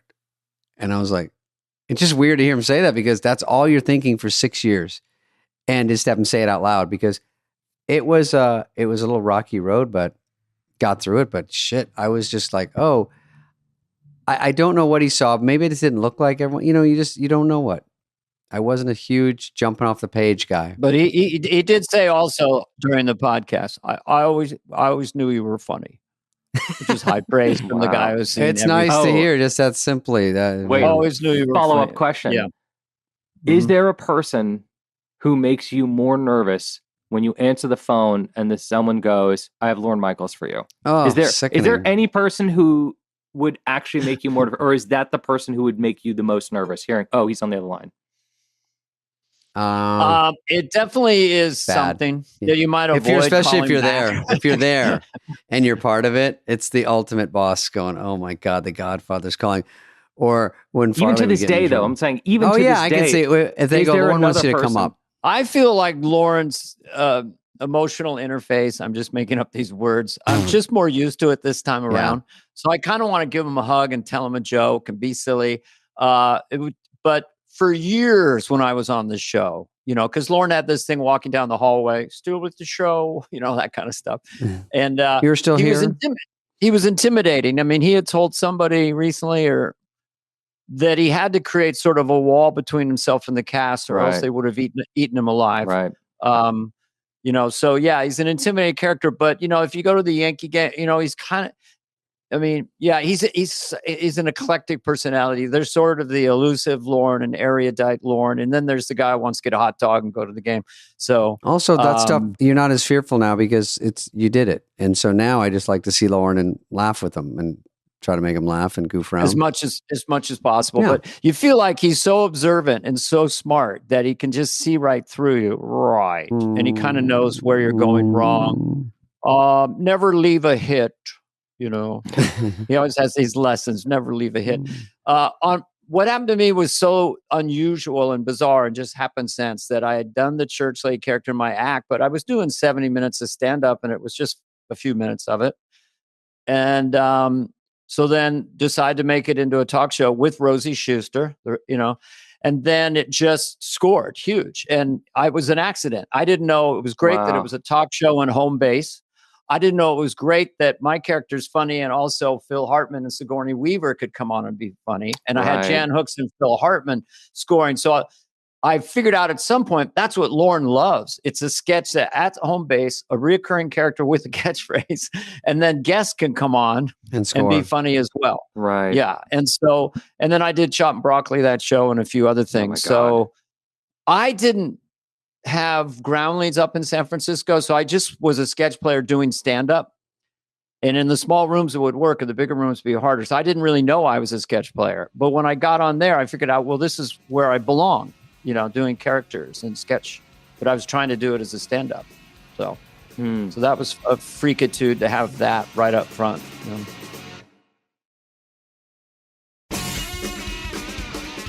Is there anyone these days that you fight for to laugh more than Lauren? Like, is there a person that you want, that you try to make laugh more than Lauren? Or that you feel the win more when they laugh more than Lauren? No. My first show back doing these little sets of shows, I was reading Biden in the read through, and I didn't really have it, but it was kind of coming on to me, this Biden non sequitur thing. Mm-hmm. And guess what? And by the way, the fact of the matter is, and so I was throwing it in. It wasn't in the little draft of the script. I was just throwing it in. And I saw Lauren's shoulders going up and down because that made this really in the corner of my eye. And so that was a big, when the shoulders go, It's, the read-through laugh of Lauren is unreal. Like when you're on the show and everything matters and you're at read-through and you wrote a sketch and it's your lines and you're saying it and then you see him just buy into the sketch and start cracking up or slap the table. You're like, holy shit. Oh my God. This is great. So the week I was there, I wrote 3 sketches. That's a lot. No. They didn't make it. I did for the table. That's a lot of writing though. It's hard to do. Yeah, but I've been wanting to do this for decades and this is my one chance. Like, trust me, I had stuff in the hopper. So I made so many rookie mistakes, not realizing, oh fuck, like that's never going to work at the table read, and he's going to be reading all the stage directions, and there's multiple locations. Why did I do that? Just all these things. Too many sets. Oh yeah, I made that mistake. God, I wanted so many do-overs. I got a sketch on, but oh my God, Who was your host that week? Ashton Kutcher was the host. Gnarls Barkley was the musical guest. And now you know exactly when it took place. Sure. It's great though. Well, how fun. To your point, Lauren is like a coach, and if you were a high jumper, right, in high school. How the hell do you know that? Who slipped you that weird piece of paper? I wasn't. It must be you. I just at least had a perfunctory look at your Wikipedia page. I assume we would mostly talk about this, but I love track and field, and I remember Dick Fosbury and stuff like that. But Lauren is like a coach that you want to please. And I had a button-down coach when I was in high school. Very not big with the praise. You'd have to just go fantastic. But Lauren, he would just give you a little. If you dismantled the room, like really scored, you might walk by him and he would just tap your shoulder and give a little pat. Yeah. And kind of nod his head. And that was like a huge win, right, David? If you kind of acknowledge. I think 3 years and I did one Hollywood Minute at read through and he turns the sketch, he goes, next sketch. And he goes, I think you found your voice. All right, we're going to do Wayne's World. Wow. And I was like, and then 2 weeks later in the hallway, he goes, maybe Hollywood Minute this week? I go, fuck. You're asking me to do a sketch? Oh my God. Fuck yeah. David, that must have been extraordinary. Oh man. I was like, goosebumps. By the way, I was just talking about the rare gift to say cruel things and for people to love you for it. And it's like, you're literally one of the handful of human beings on earth who can do that. And you can say these things and people love you for it. And like you can't teach that. It's just in the DNA. I'm not really a mean person. That's the funniest part of the whole thing. It's like, you just think of these jokes and goes, oh, that'd be funny. But you're not like, I fucking hate these people. You just go. Isn't that the truth? Like when you think about the few people who do this, like if the few greats who are like, they know how to just cut you to the bone and be funny. Most of those people are not mean people. Like Don Yeah. Rickles is not a mean person. Jeff Don Ross is not a Rickles- mean person. Yeah. No, both. Yeah. Like the real assholes are not funny. Like, they're just Yeah, dicks. you're right. Yeah. Yeah. It's because you always have to There- find the fine line where it's not too rough. And sometimes I would go too deep and caught myself at dress or something going, nah, I don't think they're going to buy that. That's Well, when Chevy came on this podcast, I'd seen him in act. I knew enough of seeing him over the years, and Yeah. he was very generous to me when I was at Lorne Michaels' house before I got on the show. But I was out there, and he loved my audition tape, saw something in me. But Chevy loves to say the thing you're not supposed to say. Yeah. To the extreme, where it can go wherever it wants to go. I have an example for you. And I've known go ahead. Chevy my yeah. entire life. I grew up, Yeah, that's right. That's right. like with his kids and stuff, and like the funniest Americans ever created. and so Chevy comes in to watch the movie, and he's there with Janie, and they watch the Scary. film, and he's in the group, and he comes up to me after, and he pats me on the shoulder and goes, "Well, you should be embarrassed." what a exact Chevy thing. You couldn't even write it better. Yeah, I How know. funny. Well, he knows that's funny. Like, okay, that's the roughest thing you could say to Yeah. a director in that moment, or Right. right up there. and All right, yeah. and I'm trying how to did you balance take it. Well, I'm trying to balance it Yeah. because, like, in my head, I know, all right, I'm getting a Chevy Chase moment that's 1,000% only for me right now, and Mhm. from a comedy point of view, that's really pure, and that's kind of cool. But also, I just spent like 2 years of my life recreating this moment so I that, don't think he and trying to cares, yeah. capture Chevy perfectly, and also even in the ego, find the humanity and give him a moment to be loved. No, none of that shit played. Right. He's not talking about that stuff. It's a funny thing to say, but then you got to look at the meter and go, what percentage was real?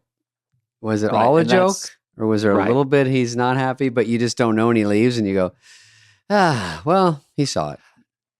I think the key is, if you can, I just say yes to everything. He at one point he goes, I had a way bigger career than you guys. And we both went, yeah, of course you did. So if you go back in time, he says, you should be embarrassed. I'm completely humiliated. Yeah. And then the air goes out of the balloon. Then he's more like, hey, it wasn't that bad, But you always say yes. Have you seen my cock? And he would go like this, Yeah. like, was it 100 times? Yeah. And then he would go like that. We weren't Yeah. on video, which is horrible because everyone would have, he was so funny with all his visual Yes. craziness.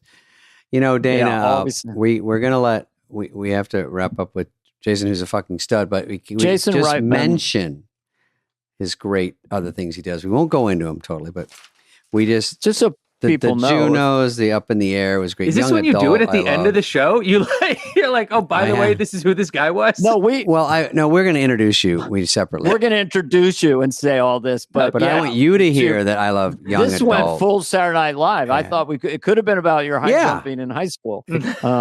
Apparently, It you're could have really been how you good. frequent STK in Hollywood, but we didn't want to spend the whole time on that. That's in your Wikipedia also. By the way, William That's Dafoe not my too. Wikipedia. Loved every minute of William Dafoe as Dave Tibbett. I don't think I've ever been to STK. That's exciting. Frequents Los Angeles Stakeout STK, as does Channing Tatum. Does You it can really do say that? references? Swear. By the way, that's a really interesting way to do advertising. I never thought of that, but anyone can update a Wikipedia. You could just go to the And most just famous slide person you in can at think your of. favorite restaurant. That's You hysterical. just so if you own a restaurant, you just going to be like, and Beyonce, loves Always the- seen at Oh, Cheesecake yes. Factory. Yeah. The problem, which I've said before, is if people hear something, they have a hard time thinking it's utterly untrue. So on the Wikipedia page, it said I had a previous wife named Leah. It's probably still there. So people would go, so you were married before Paula to a woman named Leah? No, it's all made up. Well, you must have known someone named Leah. Nope, Right. it's all made up. Hmm. But you must have had someone before, no, it's a 100% some nerd in a room and it's still there, So I did it to myself, Dan. Um, I said I collected gerbils. We just put it in one time. And then it was such a mistake because in the middle of heavy interviews, they're like, my son has a gerbil. And I go, I don't give a fuck. And they're like, but don't you love you? And when did that start? I go, what? I forget. I go, oh, right. I got to get that out of that. It was Right. like for one laugh. That- That's Richard Gere. Remember the gerbil up the butt? And people would go, well, he must have Wasn't had the at least exact pet same gerbils. rumor, but yeah. He must have sat on a Yeah. gerbil. No, it's all made up. Dave. No, but come on. It David, can't this be. is not going to turn out well. I know, right? I just did it again. Dana, thank you. Jason, you're a stud. Thanks, Aside David, from as everything always. else you've Jason, done, nice hanging I out. love talking about SNL Yeah. like that. And what a fun movie to watch and just be thrown back into that crazy world. Did a great job. One last thing before we go. The Franken and Davis characters really made me laugh. You know what's great? So those two actors, they did something I hadn't experienced before. They auditioned together. And that's what weird. made it work. Smart. They already knew each other. And so they just did the bit together. And it was like, oh, I believe them as a duo. And I was like, why don't more actors do this? That was so smart. Now, That that is Julia Child smart. bit, did you see, like, I don't know if you saw the movie, but at the beginning, there, it's chaos, and they show on the side. Nice, David. They show on the side, Frank and Davis. Just one of the crazy things is one of the most memorable sketches of all time. Julia Child. Yeah. They just walk by. We got this thing we just want to do. It's blood. And Lauren's like, sounds great. Moves on. And you're like, oh my God, everyone knows. There's a that. lot of detail. So for a big SNL fan, which I'm presuming like Yeah. your listeners are, way bigger fans Yeah. than I am. Yeah. They like we have colon blow in there. Like there's all sorts of little details With Phil that if Hartman. you start looking in the background and stuff, there's all kinds of fun stuff. Colon and then blow is obviously such a Oh, hit. Easter eggs. Because Colin Blow was 10, 12 years later. That was So when I was I'll- there with Phil. God damn, I'll what have a to great watch one. it again. Yeah. Okay, Yeah. thank and you, obviously Jason. the All long right. yeah. What a stud. Yeah. What a Thanks stud. for having Okay, us on. I'll talk to you later. Enjoyed it. Bye. This has been a presentation of Odyssey. Please follow, subscribe, leave a like, a review, all the stuff. Smash that button, whatever it is, wherever you get your podcasts. Fly on the Wall is executive produced by Dana Carvey and David Spade, Jenna Weiss Berman of Odyssey, and Heather Santoro. The show's lead producer is Greg Holtzman.